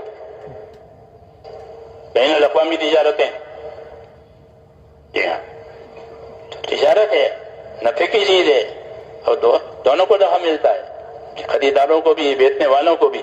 ہاں، قانون نے بتایا کہ اس میں امانت داری ہو، تاکہ ایک طرفہ نفع نہ ہو جاوے ایک طرفہ نقصان نہ ہو جائے۔ ہاں، اس لیے عیب چھپایا نہ جاوے، مال کا عیب نہ چھپایا جاوے، مال کا عیب بتا دیا جائے کہ اس میں یہ ہے، اگر اس کو لینا ہے تو پھر اس کی یہ شکل ہے، اس کو بتا دے تاکہ بے ایمانی نہ ہو۔ تو یہ ایمانی باتیں ہیں ہر چیز میں، کہ ایمان سکھایا اور پھر ہر چیز میں ایمانداری، عبادت میں اخلاص، معاشرت میں احسان، معاملات میں امانت داری. یہ ایک ہی شاخ ہے سب جو ہر طرف جا رہی ہے. ایمان کی یہ سب شاخیں ہیں. اس لیے ایمان کی دعوت دی ہے، ایمان کی محنت کرائی ہے تاکہ ایمان کی یہ اثرات ہر شعبے میں جائے. حضرت فرماتے تھے کہ ہمارے ہاں ہر شعبے کے فضائل ہیں، ہر شعبے کے مسائل ہیں. کوئی بھی شعبہ ہو، تجارت کا شعبہ ہے، زمینداری کا شعبہ ہے، مزدوری کا شعبہ ہے، حکومت کا شعبہ ہے، جو بھی شعبہ ہے ٹھیک ہے، اس کی ضرورت ہے، ہر شعبے کی ضرورت ہے. اس لیے ہمارے دین میں ہر شعبے کے فضائل ہیں، ہر شعبے کے مسائل ہیں. علم و ذکر ہماری تبلیغی محنت میں جو تیسرا نمبر ہے وہ اس کے لیے کہ جس شعبے میں ہو اس شعبے کا علم ہو کہ اس شعبے میں اللہ کیا کہتے ہیں، رسول کیا بتاتے ہیں، ان کا کیا طریقہ ہے، اس کا جاننا، اس کی فضیلت کا جاننا اور اس کے طریقے کو جاننا. تجارت کی فضیلت بھی ہے، تجارت کا طریقہ بھی ہے. زمینداری کی فضیلت بھی ہے، زمینداری کا طریقہ بھی ہے کہ زمیندارہ اس طرح کرو. زمیندارہ کے مسائل ہیں شریعت میں. اس لیے یہ چیزیں ہیں تو اہل علم سے پوچھ کر کے کرے تاکہ غلط نہ ہو جائے. جس طرح دنیا کے کاموں کو لوگ پوچھ کے کرتے ہیں. کوئی سرکاری کام ہوتا ہے تو وکیلوں کے پاس جاتے ہیں، تعمیر کا کام ہوتا ہے بلڈروں کے پاس جائیں گے، علاج معالجہ ہے تو ڈاکٹروں کے پاس جائیں گے. ورنہ کیسے کام چلے گا؟ جانا پڑے گا. دین کا کام ہے تو کہ دین کا کام ہے تو دین کے جاننے والوں سے پوچھو تاکہ وہ تمہیں اس میں دینی روشنی دے. اس لیے فرمایا اپنے کمائیوں کو علم پر لاؤ، ورنہ کمائیاں ہوس پر جائے گی. ہوس زیادہ کمانا، کہ زیادہ کمانا منع نہیں ہے، غلط کمانا منع ہے. غلط کمانا منع ہے. ہاں، اس لیے اپنے آپ کو اس غلطی سے بچانے کے لیے فرمایا کمائیوں کو علم پر لاؤ، عبادت کو بھی علم پر لاؤ. علم و ذکر اسی لیے ہے کہ ہر شعبے کا علم اللہ تعالیٰ نے اتارا ہے، باعتبار فضائل کے بھی اور باعتبار مسائل کے بھی. دعوت و تبلیغ کا یہ مقصد نہیں ہے کہ صرف نکلنا ہو جاوے اور واپس آنا ہو جاوے، کہ نہیں، نکلنا بھی ہے، واپس آنا بھی ہے. نکلنا واپس آنا کہ اس سے استعداد پیدا ہوگی. کیا پیدا ہوگی؟ استعداد پیدا ہوگی کہ یہ کام اصولوں کے ساتھ چلا تو دین پر چلنے کی طاقت پیدا ہوگی. جس طرح ورزش کرنے سے بدن کو طاقت ملتی ہے، آدمی ورزش کرتا ہے تو بدن کو طاقت ملتی ہے. ہاں، اس کے جوڑوں کو، اس کے اعصاب کو قوت پہنچتی ہے. ہاں، ایسے ہی کہ دین کے لیے محنت، اس مجاہدہ، اس کی قربانیاں، کہ اسے حکموں پر چلنے کی طاقت پیدا ہوگی. پھر حرام چھوڑنے کی طاقت پیدا ہوگی. نہیں تو حرام چھوڑنے کی طاقت نہیں پیدا ہوتی. حرام سے محبت ہو جاتی ہے. کہ شراب سے محبت تھی، پھر شراب سے نفرت ہو گئی.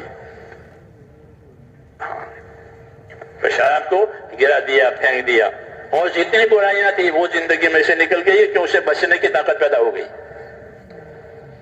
محنت کا یہ بڑا فائدہ ہے کہ اس سے استعداد پیدا ہوتی ہے کہ منکرات سے بچنا، معروفات کو کرنا، زندگی کی ذمہ داریوں کو سمجھنا، یہ استعداد پیدا ہوتی ہے. جب استعداد پیدا ہو تو اب استعداد کے ساتھ اس کے عمل کرنے کے طریقے سیکھنے چاہیے. نہیں تو جہالت دور نہیں ہوگی. محنت وجود میں آئے گی، جہالت دور نہیں ہوگی.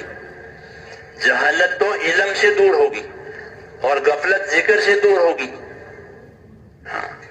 ہر عمل کا ایک اثر ہوتا ہے، ہر عمل کا ایک اجر ہوتا ہے. یہ یاد رکھو، ہر عمل جو ہمیں دیے گئے ہیں اس میں دو پہلو ہے. ایک پہلو ہے اس میں اجر کا ہے، اجر ملے گا، اور ایک پہلو اس کے اثر کا بھی ہے کہ اس کا اثر ہوگا. جیسے کہ تہجد کی نماز پڑھو تو تہجد کی نماز کہ اس کا اجر ہے وہ الگ ہے کہ وہ جنت کے بالا خانوں میں رہیں گے.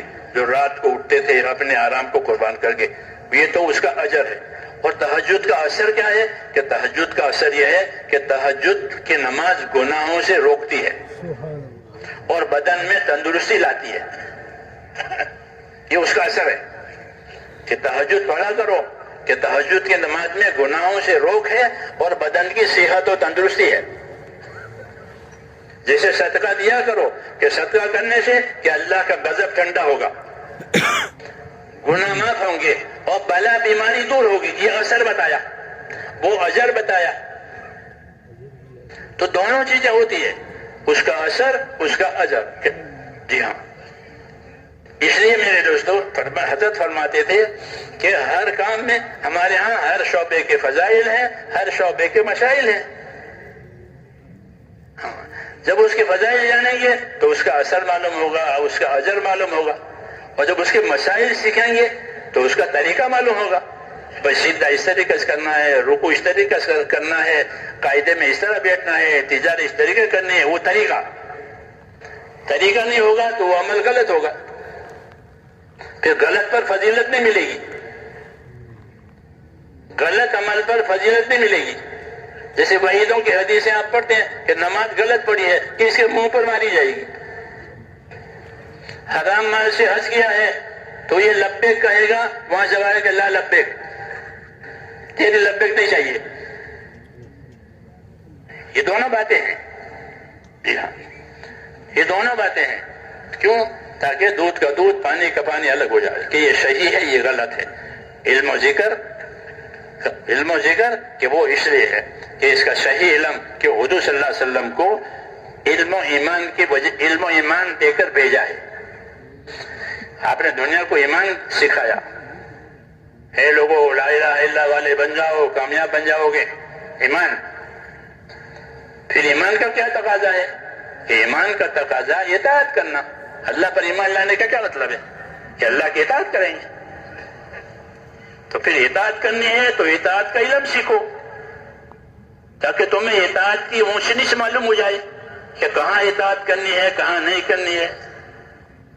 جیسے کہ بعض وقت اسے کہ نماز پڑھنا منع ہے، 3 وقت ہے تو نماز پڑھنا منع ہے کہ سورج ڈوب رہا ہے، سورج اگ رہا ہے، سورج سب آ گیا، تو نماز پڑھ سکتے ہیں یا نہیں پڑھ سکتے؟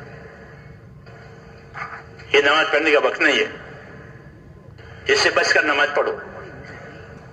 یہ علم دیا تاکہ اطاعت صحیح ہو جائے، ورنہ غلط وقت میں نماز پڑھی تو وہ نماز تو ہونے کی نہیں ہے، کیونکہ وقت جو ہے نماز کی شرطوں میں سے ہے کہ نماز اس شرط سے صحیح ہوگی جب صحیح وقت پہ پڑھیے۔ جی ہاں، تو علم اس لیے دیا گیا تاکہ اللہ کے اطاعت کا حق ادا ہو جائے، ورنہ وہ کہیں جانے کہ اطاعت کیا چیز ہے، ایمان تو لے آیا ہے کہ ایمان لاؤ تو پھر اطاعت کرو، اور اطاعت کے اونچ نیچ دیکھو، اطاعت کے حدود قیود دیکھو کہ کہاں تک اطاعت کا حق ہے اور کہاں تک اطاعت کی حد ہے۔ دونوں باتیں ہوتا ہے، حیثیت کا حق اور حد، کہ کہاں اطاعت کرنی ہے، کہاں اطاعت نہیں کرنی ہے۔ تو اطاعت کو کمال تک پہنچانے کے لیے میرے دوستو اللہ نے علم اتارا تاکہ علم کے ساتھ اطاعت کرے، جہالت کے ساتھ نہیں۔ جاہلیت کے زمانے میں لوگ کعبے کا طواف کرتے تھے۔ طواف ایک ایسی عبادت ہے جو ایک ہی جگہ ہوتی ہے دنیا میں، باقی عبادتیں ہر جگہ ہوگی۔ نماز آپ ہر جگہ پڑھ لو گے، جی، صدقہ ہر جگہ کر لو گے، روزہ ہر جگہ رکھ لو، اور طواف کہ طواف ایک ہی جگہ ہوگا۔ وہ کہاں کہ خانہ کعبہ کے چاروں طرف، اسے ممتاز عبادت ہے وہ طواف۔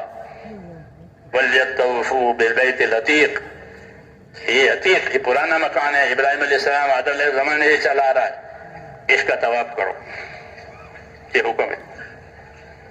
تو لوگ ننگا طواف کرتے تھے۔ عبادت تو ہے لیکن عبادت کا طریقہ نہیں ہے، تو مرد عورت ننگا طواف کرتے۔ سوچ سکتا ہے آدمی کہ جب مرد عورت ننگی ہوگی تو کیا ہوگا؟ تو جب دین آیا تو اس کو مٹا دیا۔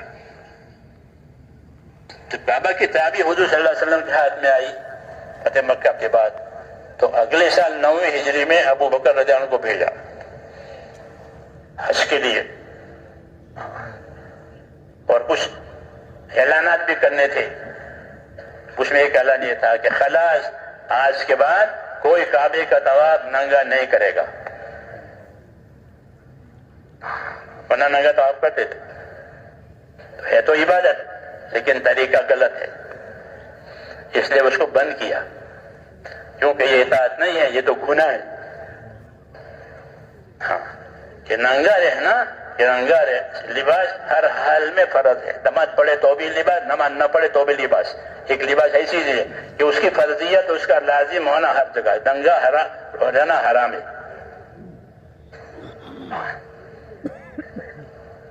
تو میں نے کہا اطاعت، کہ ایمان کا تقاضا اطاعت ہوتا ہے، کہ بھائی ایمان لائے ہیں کہ بہت اچھا ہے، تو اب کیا کرو؟ اطاعت کرو۔ اطاعت کے طریقے سمجھانے کے لیے رسول بھیجا جاتا ہے، رسول کی اطاعت اللہ کی اطاعت، اس میں کوئی تغیر نہیں ہے۔ من یطیع الرسول فقد اطاع اللہ، جس نے رسول کی اطاعت کی اس نے اللہ کی اطاعت کی۔ کیوں؟ کہ رسول طریقے بتائیں گے، عبادت تو صرف اللہ کی ہوگی، عبادت رسول کی نہیں ہوتی، عبادت اللہ کی ہوتی ہے۔ پھر عبادت کے طور طریقے رسول بتائیں گے، ہر چیز کے طور طریقے، عبادت ہو، معاشرت ہو، معاملات ہو، لین دین ہو، سب ان کے طریقے بتائے۔ ان طریقوں کو سنبھالنا، اس کا نام اطاعت ہے۔ اطاعت، اس لیے رسول اپنی اطاعت کی دعوت دے گا۔ فاتقوا اللہ واطیعون، اللہ کی نافرمانی سے بچو اور میری اطاعت کرو۔ قرآن پاک میں نبی اپنی امتوں سے، قوموں سے یہ کہتے تھے کہ فاتقوا اللہ واطیعون، اللہ سے ڈرو، عبادت اسی کی جائے گی، اس کی نافرمانی سے بچایا جائے گا، لیکن نافرمانی سے بچنے کے میری اطاعت کرو۔ میں تمہیں بتاؤں گا اطاعت کا کیا طریقہ ہے اور معصیت اور گناہ کیا ہے۔ اس سے میرے دوستو دین میں اور دینداری میں کمال آئے گا۔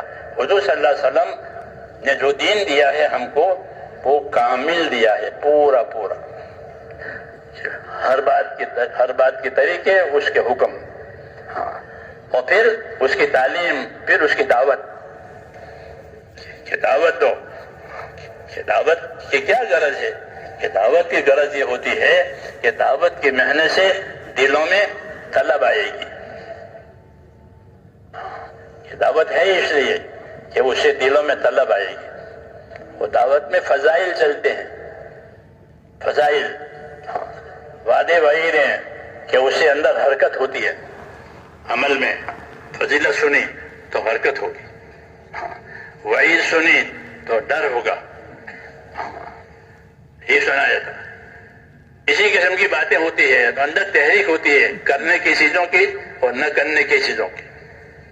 یہ فضائل، دعوت فضائل کے ساتھ، دعوت فضائل کے ساتھ، تاکہ استعداد پیدا ہو جائے۔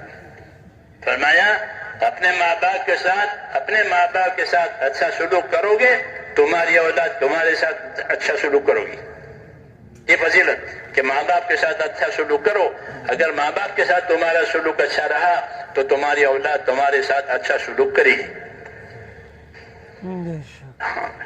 اسے تحریک پیدا ہو کہ میرے ماں باپ، کیوں کہ آج میں ان کا بیٹا ہوں، کل اپنے بیٹوں کا باپ بنوں گا، تو مجھے ان سے کیا چیز دیکھنی ہے کہ میری اولاد میری بات مانے، کہ پھر تو تیرے باپ کی بات مان۔ یہاں لیا یہاں دیا، فضائل کہ ماں باپ کے ساتھ نیکی کرو، تمہاری اولاد تمہارے ساتھ نیکی کرے گی، یہ فضائل کہلاتے ہیں، اسے تحریک ہوتی ہے۔ جی ہاں، اس لیے دعوت میں یہ علم چلتا ہے، اس کا استحضار، اس کا دھیان، یہ جتنا استحضار اور دھیان اس کا زیادہ ہوگا، اتنی دعوت طاقتور ہوگی اور دلوں میں طلب پیدا کراوے گی، خدا کا خوف پیدا کراوے گا۔ ہاں، اس سے خدا کا خوف پیدا ہوتا ہے، اور خوف کی وجہ سے آدمی اپنے آپ کو بچاتا ہے۔ خوف نہیں ہوتا تو آزاد ہو جاتا ہے، آزاد ہو جاتا ہے، اپنے نتیجے سے بے فکر ہو جاتا ہے۔ کہ دعوت یہ تو دلوں کے اندر ایک چیز پیدا کرے گی فضائل کی وجہ سے۔ اس میں ایک اثر فضیلتوں کا ہے دعوت میں، دوسرا اثر دعوت میں حسن اخلاق کا ہے کہ دعوت کو اچھے اخلاق سے دو. آپ صلی اللہ علیہ وسلم کو اچھے اخلاق کے ساتھ بھیجا گیا. اخلاق کا سب سے اونچا معیار آپ کو دیا ہے، کیونکہ آپ کے سامنے سب سے اونچی جاہلیت تھی. ایسی جاہلیت کبھی نہیں ہوئی. عیسیٰ علیہ السلام کے آسمان پر اٹھائے جانے کو 600 سال ہو گئے تھے. اس کے بعد آپ کی آمد ہوئی ہے، اس کے بیچ میں کوئی نہیں آیا. تو 600 سال کی پکی جاہلیت وہ ہر لائن میں تھی، کھانے میں، پینے میں، شادی میں، ہر لائن میں. حکومتیں بھی جاہلیت پر تھی، کاروبار بھی جاہلیت پر تھا، اور رہن سہن بھی جاہلیت پر تھا. کہ اپنی لڑکی کو جو پیدا ہوئی اس کو زندہ دفن کر دیتے تھے. ہاں، یہ پکی جاہلیت. تو اگر جاہلیت کا جواب جاہلیت سے دیا جائے تو جاہلیت ترقی کرے گی. تو حضور صلی اللہ علیہ وسلم کو اللہ نے اخلاق کے ساتھ بھیجا. آپ نے جاہلیت کا جواب اخلاق سے دیا تو جاہلیت دفن ہو گئی. اور لوگ آپ سے محبت کرتے تھے، آپ کو امین کہتے تھے. محمد امانت دار آدمی ہے، محمد سچا آدمی ہے، محمد غریبوں کا خیرخواہ ہے، یتیموں کا والی ہے، غلاموں کا مالک ہے. غلاموں کے ساتھ آپ کا برتاؤ ہوتا ہے. لوگ غلاموں کے ساتھ اچھا برتاؤ نہیں کرتے تھے. تو یہ سارے اخلاق. تو دعوت میں فضائل ہوتے ہیں، دعوت میں اخلاق ہوتے ہیں. اس سے دعوت طاقتور بنتی ہے اور جاہلیت دب جاتی ہے. اس لیے آپ کو اخلاق کے ساتھ بھیجا، پھر آپ کو فضائل کا علم دیا، ترغیبات کا علم دیا آپ کو، وہ آپ نے چلایا. پہلے ہی دن سے اے لوگوں لا الہ الا اللہ والے بن جاؤ، کامیاب ہو جاؤ گے. کون ہے جو میری مدد کرے؟ کون ہے میری مدد کر رہا ہے تاکہ میں اللہ کی بات لوگوں کو پہنچاؤں؟ جو میرے ساتھ رہے گا، اللہ کی بات پہنچانے میں میرا ساتھ دے گا، اس کو اللہ جنت دے گا. یہ بشارت. جی ہاں، اس لیے جو نرم لوگ ہوتے تھے وہ آ جاتے تھے، غریب لوگ، نرم لوگ. پھر اور محنت ہوئی تو اللہ تعالیٰ پھر ہر طبقے کے لوگ لگ گئے. تو دعوت میں فضائل چلتے ہیں، دعوت میں اخلاق چلتے ہیں، اور اخلاص تو ہر حال میں شرط ہے. کہ دعوت سے کیا چاہتے ہو؟ کہ لوگوں سے کچھ نہیں چاہتے، حاکم سے حکومت نہیں چاہتے، مالدار سے مال نہیں چاہتے، زمیندار سے زمین نہیں چاہتے، ہاں کسی سے کچھ نہیں چاہتے. ہم تو اس کی بھلائی کی بات کر رہے ہیں کہ وہ اس راستے پر آ جائے تو اللہ اس کی دنیا بھی اچھی بنائے گا، آخرت بھی اچھی بنائے. ہمیں اس سے کچھ نہیں لینا ہے. یہ سب سے طاقتور چیز ہے کہ ہمیں تمہاری کوئی چیز نہیں چاہیے، ہم سے یہ چیز لے لو. تو جو سمجھدار ہوتے ہیں وہ متاثر ہوتے ہیں. یہ کچھ چاہتے ہیں کہ معلوم ہو یہ کچھ نہیں چاہتے. الحمدللہ اس دعوت میں یہ ہے. لوگوں نے اس دعوت پر PhD کی ہے کہ اندر ہے کیا. اندر کچھ نہیں ملتا ان کو، کیونکہ ہے ہی نہیں. ہم تو اللہ اور رسول اور آخرت، اس کے لیے ہمارا مال، ہماری جان اور ہماری صلاحیتیں لگانی ہیں. کیوں کہ ہم اس کام کے امین ہیں. اس کام کے ہم امین ہیں. جیسے حضور صلی اللہ علیہ وسلم امین تھے، ہم اس کام کے امین ہیں کہ ہم کو یہ امانت اللہ نے سونپی ہے. رسول صلی اللہ علیہ وسلم کے بعد ایک امتی کو یہ امانت سونپی ہے. تو ہم اس کام میں امین ہیں. لوگوں سے کچھ نہیں چاہتے. اپنے دین سے دنیا نہیں بنانی ہے. کہ وہ بدتر آدمی ہے جو دین سے دنیا بناوے. ہاں، کہ وہ بدتر آدمی ہے اپنے دین سے دنیا بناوے، اپنے دین کے نام سے دوسری چیزیں خرید اپنے. بنی اسرائیل کو فاسق کہا اللہ نے، یہ فاسق ہے. ان کے علماء کو فاسق کہا. کیوں کہ وہ اپنے دین سے دنیا بناتے تھے. یہ فاسق ہے. ان پر لعنت ہوئی. کہ انہوں نے اپنے دین کو اپنے اغراض میں استعمال کیا ہے اور حق کی مخالفت کرتے تھے. نبی آتا تھا، بنی اسرائیل میں بہت نبی آئے، وہ نبی کی مخالفت کرتے تھے اور لوگوں کا مال کھاتے تھے دین کے نام پر. تو اس لیے ان کو فاسق کہا، اور بنی اسرائیل کے علماء کو فاسق کہا، یہ فاسق ہے. صحابہ کو اللہ تعالیٰ نے تقوی دیا، یہ متقی ہیں یہ لوگ. والذی جاء بالصدق وصدق به اولئک هم المتقون، جو سچ لے کر آیا اور انہوں نے سچ لے کر آنے والے کو سچا مانا کہ یہ لوگ متقی ہیں. تو سچ لے کر آنے والا محمد ہے صلی اللہ علیہ وسلم. والذی جاء بالصدق وصدق به اولئک هم المتقون، کہ جو سچ لے کر آیا وہ محمد صلی اللہ علیہ وسلم، کہ آپ کو اللہ نے سچ دے کر بھیجا ہے. هو الذی ارسل رسوله بالهدى ودین الحق، آپ کو حق دے کر بھیجا ہے اور آپ کو سچا مانا. تو ابو بکر نے پہلے سچا مانا تو وہ صدیق ہو گئے. اس طرح تمام صحابہ کے بارے میں فرمایا کہ اولئک هم الصادقون، یہ سب سچے. تو سارا کاروبار سچائی پر ہے، کوئی غلط نہیں. پہلے دن سے کوئی غلط دنیا والوں سے نہیں ہے. ہمارا کام سچا ہے اور اسی پر اللہ کامیابی دے گا قیامت میں. ھذا یوم ینفع الصادقین صدقهم، یہ آج قیامت کا دن ہے کہ آج سچوں کو سچائی نفع دے گی. کوئی دوسرا کاروبار یہاں نہیں چلے گا. اپنی سچائی دکھاؤ، اپنی وفاداری دکھاؤ اور اللہ سے انعام لو. تو سچائی اصل ہے، امانت داری اصل ہے. تو اس لیے امت کا ایک ایک آدمی امانت دار ہے، اس کے ذمے یہ کام ہے.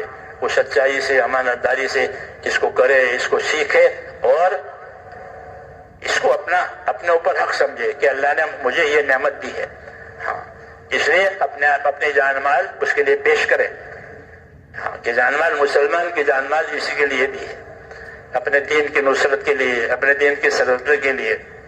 اور دوسرے نمبر میں لوگوں سے حسن سلوک کرنے کے لیے. اور تیسرے نمبر میں اپنی ضرورت پورا کرنے کے لیے کہ اپنے مال سے لوگوں کی ضرورت بھی پوری کرو، لوگوں کو احسان کرو، اپنے مال سے تجارت بھی کرو، کمائی بھی کرو، کسی کے محتاج نہ بنو، کسی سے سوال مت کرو. یہ صحابہ کی ترتیب تھی. وہ کسی سے نہیں مانگتے تھے، مزدوری بھی کرتے تھے، تجارت بھی کرتے تھے، زمینداری بھی کرتے تھے. کیوں؟ یہ ہماری ضرورت ہے، یہ ہماری ضرورت ہے. دنیا کو حاجت بنانا، اس سے دنیا نعمت بنتی ہے. حضرت شیخ نے فضائل میں لکھا ہے کہ دنیا کو حاجت بنانا، کہ حاجت کی وجہ سے اس کو استعمال کرتے ہیں کہ وہ نعمت ہے. حاجت سے آگے نکل گیا تو پھر ذرا مسئلہ ہے. یہ دنیا ہماری حاجت ہے، کھانا ہے، پینا ہے، مکان ہے، یہ ہماری حاجت ہے. یہ حاجت پوری کی جائے گی. کہ حاجت پوری ہوتی ہے تو پھر مقصد میں مدد ملتی ہے. اس لیے دنیا جو ہے اصل مقصد میں مددگار ہے. دنیا آخرت بنانے میں مددگار ہے. وہی دنیا اچھی ہے جس سے آخرت بنائی جائے. یہ اللہ کی دعوت ہے کہ وابتغی فیما آتاک اللہ الدار الاخرہ، تو اس کو اللہ نے جو دنیا دی ہے اس سے اپنی آخرت بنا لے. تو دنیا کو آخرت بنانے کے لیے استعمال کرنے کا طریقہ دین ہے کہ جب دین آئے گا تو دنیا آخرت کے کام میں مددگار بن جائے گی. دین نہیں ہوگا، جہالت ہوگی تو پھر دنیا دھوکہ بنے گی اور دنیا ہاتھ میں نہیں رہے گی، آخرت برباد جائے گی. یہ دھوکے میں آ کر پھر دھوکہ کھایا نہ جان. دھوکے کا اثر کیا ہوتا ہے؟ جب آدمی دھوکہ کھاتا ہے پھر دھوکہ کھلتا ہے تو اس کو پچھتاوا ہوتا ہے. جب تک دھوکہ کھلتا نہیں ہے پچھتاوا نہیں ہوتا. جب دھوکہ کھلتا ہے تو پچھتاوا ہوتا ہے کہ میں نے یہ غلط کر دیا. ایسا موت پر دھوکے کھلیں گے کہ صحیح ہوا، غلط ہوا، دھوکہ کھلا تو موت پر ہر آدمی کو پچھتاوا ہوگا. حدیثوں میں یہ دھوکہ کھایا. سمجھ میں آئی بات؟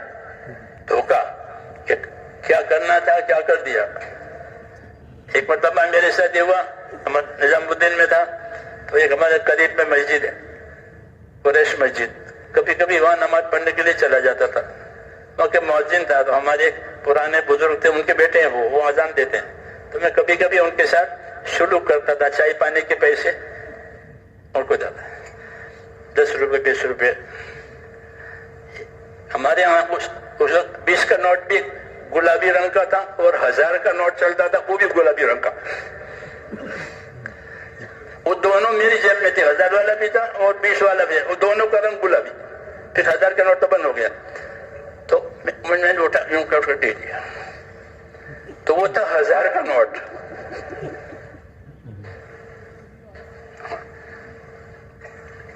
फिर बाद में देखा कि 20 रुपए हैं, 1000 क्या मौजिन को दिया।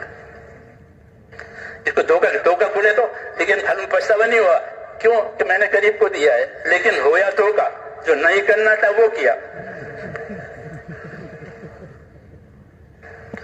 समझ नहीं रहा आपको? धोखे का अंजाम पछतावा होता है। तो जैसे दुनिया से धोखा खाया, वो आखिरत का पछतावा भुगतेगा, वो बहुत शदीद है। इसलिए काफिर को हसरत होगी, पछतावा होगा। वइन्नहु लहसरतुन अलल काफिरीन, कि आखिरत और क़यामत एक काफिरों पर पछतावा बनेगा, बुरी बला है पछतावा। जी हाँ, जब दूसरे अजाब अलग है। ये धोखा खाया, धोखा का असर पछतावा। इस जगह ये धोखे की जगह है। धोखे से बचने के लिए, ये धोखे के बचने से लिए हक आया है कि ये हक है, ये धोखा है, क्या ये बनावट है, ये असल है। इसलिए हुजूर सल्लल्लाहु अलैहि वसल्लम को हक के साथ भेजा है, ताकि कोई धोखा न खावे और किसी को धोखा न दे। हाँ, हुवल्लज़ी अरसल रसूलहु बिल हुदा व दीनिल हक, हमने अल्लाह ने अपने रसूल को हिदायत के साथ भेजा, हक के साथ भेजा, सही अकायद, सही अमल, इसके साथ हुजूर भेजे गए हैं। वही हमारी माया है, वही हमारी पूंजी है। हर उम्मती इसका अमीन है, जो हुजूर सल्लल्लाहु अलैहि वसल्लम लेकर आए, इसको सीखे, उसको सिखावे, इसको अपने अमल में लावे, इसके लिए दुआ मांगे कि अल्लाह ताला इस खैर को दुनिया में फैलाए और इंसानों को उससे नफा हो जाए। हमें उनसे कुछ नहीं लेना है। हाँ, ये तालीम दी है। हाँ, हमें कुछ नहीं लेना है। हाँ, ये खैर लोगों को देनी है। इसलिए मेरे भाइयों, अल्लाह ताला हमें तौफीक दे, आप हजरात को अल्लाह तौफीक दे। क्यों? कि आप इस माहौल के गोया चुने हुए लोग हैं। अल्लाह ताला ने आपको इस काम के लिए चुना है, आपको आगे बढ़ाया है, आपको दूसरों के मुकाबले में आगे बढ़ाया है। आप आगे हैं, अल्लाह ने जिम्मेदारी समझने की तौफीक दी है, तो ये अल्लाह की नेमत है। हाँ, इसकी जितनी भी कदर की जाएगी कम है। इसकी खूब कदर करें कि ये माया आगे बढ़ती रहे, हाथ से न जावे, कोई ना कटे। मैंने कहा नहीं कि जो कटेगा उसमें कीड़े पड़ेंगे, फल कटता है नहीं, नीचे गिर के फिर कीड़े पड़ेंगे, तो कटने के बाद कीड़े पड़ेंगे, बात बिगड़ जाएगी। इसलिए हजरत फरमाते लगे रहो, चलते रहो, अल्लाह ताला रास्ते निकालेंगे। अल्लाह की मदद गैब में होती है, जब करेंगे तो गैब से सामने आएगी। सामने मदद नहीं होती, गैब में होती है। तकादा सामने होता है, मदद गैब में होती है। तकादा सामने, आपको तकादे नहीं अभी, वो सामने है, और इस तकाजे पर जो कुछ मिलने वाला है वो गैब में है, वो अल्लाह के वादे में है। तो ईमान वाला वही तकाजे पूरा करता है, गैब पर यकीन करके कि अल्लाह ये देंगे, अल्लाह ये देंगे, अल्लाह ये करेंगे। तो इनामात जो होते हैं वो गैब में होते हैं। इसलिए हमारा गैब पर ईमान है, बिन देखे मानते हैं और बिन देखे अमल करते हैं कि यही मोमिन है। जी हाँ, यही मोमिन है कि अल्लाह के वादे पर यकीन करके अल्लाह के हुक्मों का हक, अल्लाह के हुक्मों को हक समझ करके अमल करते हैं कि ये मोमिन है। फिर ईमान वाले की अल्लाह के यहाँ बड़ी कदर है। अल्लाह ताला हमें इसकी तौफीक अता फरमावे। इसलिए मेरे दोस्तों, इसकी नीयतें करें, अपनी नीयतों को भी अच्छा बनाना, अपने अमल को भी अच्छा बनाना, अपने अखलाक को भी अच्छा बनाना, और काम के उसलूब और तरीकों को भी अच्छा बनाना कि अच्छे उसलूब से काम करो ताकि दिल उसको कबूल करे, और अच्छे गुमान के साथ करें। अच्छा गुमान भी, अल्लाह से अच्छा गुमान रखना कि अल्लाह जरूर मदद करेगा, अल्लाह जरूर कबूल करेगा। ये गुमान अल्लाह के साथ, ये भी आपने तालीम दी है इसकी। दूसरे नंबर में आपस में अच्छा गुमान, किसी के साथ बदगुमानी न करें। हुस्न जन, हुस्न उसलूब, हुस्न जन, ये दावत के महासिन और दावत की खूबियां कहलाती है कि अल्लाह के साथ अच्छा गुमान, کہ دین کے کام کرو اور اللہ سے اچھا گمان رکھو. حضرت جابر فرماتے تھے کہ مجھے حضور صلی اللہ علیہ وسلم نے اپنی وفات سے 3 دن پہلے یہ فرمایا کہ جابر تمہاری موت اس حال میں آئے کہ تمہارا گمان خدا کے ساتھ اچھا ہو. یاد رکھو اس کو, اچھے گمان کے ساتھ کام کرو. ہاں یہ ہدایت تھی جابر کو. تو ہم اچھا کام کریں, ہم کام کریں گے اللہ کا اور اللہ سے اچھا گمان کریں گے. کبھی مدد دیر سے آئے گی, کبھی مدد جلدی آئے گی, کبھی آزمائش بھی آئے گی. ہمارا گمان اللہ کے ساتھ اچھا ہو. کیوں کہ اللہ کا وعدہ ہے کہ میں ان کا مددگار ہوں. واللہ ولی المؤمنین, اللہ ایمان والوں کا مددگار ہے. وَلَيَنْصُرَ اللَّهُ مَن يَنْصُرُهُ, جو دین کی مدد کرے گا اللہ اس کی مدد کرے گا. تو اللہ سے اچھا گمان رکھنا, آپس میں اچھا گمان رکھنا, ایک دوسرے کی خوبی دیکھنا, ایک دوسرے کے ساتھ اچھا گمان کرنا. شیطان بدگمانیوں سے ایک دوسرے سے توڑتا ہے. بدگمانی, یہ بدگمانی نہ کرے, اچھا گمان کرے. کوئی غلطی ہو تو اوپر پردہ ڈالے, موقع پر نصیحت کرے. یہ بزرگوں کا طریقہ بتایا کہ کسی نے غلطی کی ہے تو اس کی غلطی پر پردہ کرے, پھیلاوے نہیں, اور موقع دیکھ کر اس کو نصیحت کرے کہ یہ چیز یوں ہے. بس سمجھانا اپنا کام ہے, سمجھنا اس کا کام ہے. کوئی نہیں سمجھے ہو جائے, سمجھانا اپنا کام ہے. حضرت فرماتے تھے سمجھانے میں کمی نہ کرو, سمجھانا ہمارا کام ہے, سمجھنا اس کا کام ہے. تو حسن ظن, اچھا گمان لوگوں کے ساتھ, ان کی خوبیوں پر نظر کرو. مولانا الیاس صاحب اس کی تاکید کرتے تھے کہ اگر مسلمانوں میں اچھا گمان کا ماحول بن جائے تو اللہ کی عطایا اور بخششوں کے دروازے کھل جائے. اس لیے ایک دوسرے کی خوبی دیکھو. فرماتے تھے ہمارے راستے میں خوبیوں کا لین دین ہے, ایک دوسرے کی خوبیاں دیکھیں گے. اس لیے جماعت بناتے ہیں کہ جماعت میں مختلف لوگ ہوتے ہیں, ان میں مختلف خوبیاں ہوتی ہیں, مختلف خوبیاں ہوتی ہے. ان خوبیوں کی وجہ وہ خوبیاں دنیا میں پھیلتی ہے. اس لیے ایک دوسرے کا اچھا گمان کرنا, مسلمانوں میں اچھا گمان, مسلمانوں کا اچھا گمان, حسن ظن, یہ مطلوب ہے اور اس کی تاکید ہے. بدگمانی حرام ہے, بلا دلیل کے کسی سے بدگمان نہیں ہونا, الزام ہے وہ, اور وہ منع ہے. اس سے معاشرہ خراب ہو جاتا ہے. حضرت عمر فرماتے تھے کہ کوئی غلط چیز معاشرے میں آئی تو خاموش رہو تاکہ وہ دفن ہو جائے. چرچا کرو گے تو وہ پھیل جائے گی, خاموش ہو جاؤ تاکہ وہ دفن ہو جائے,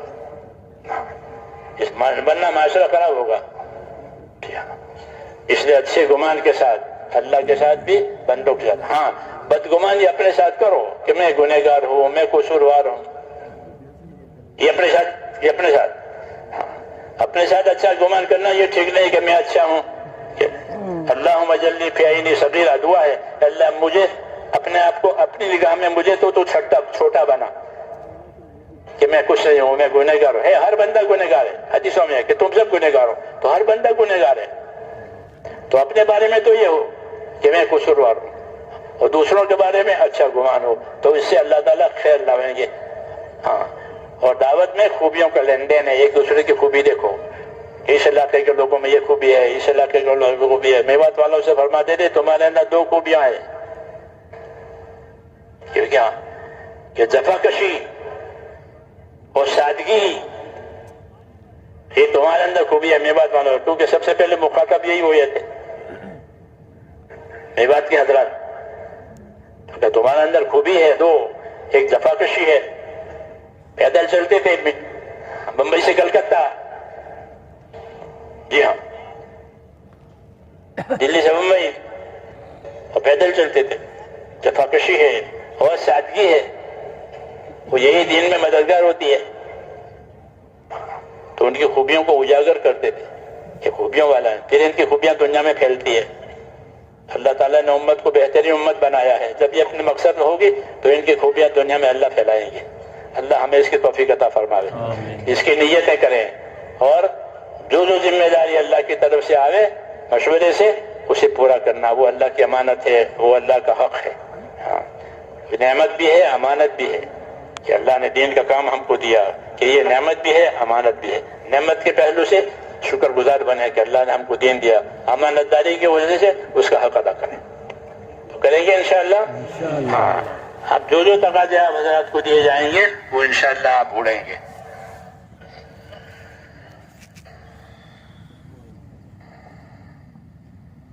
فرمائیے.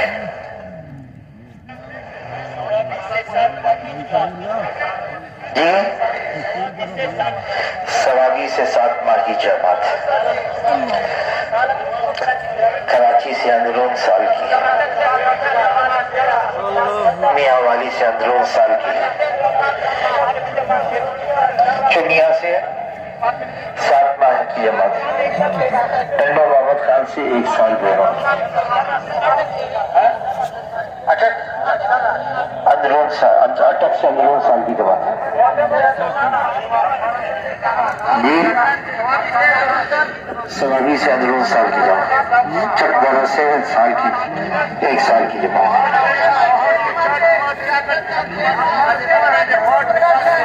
مظفر گڑھ سے 6 جماعتیں اندرون سال کی. ہاں دیر سے صاحب آباد سے 4 جماعتیں اندرون سال کی، شہر سے 4 جماعتیں،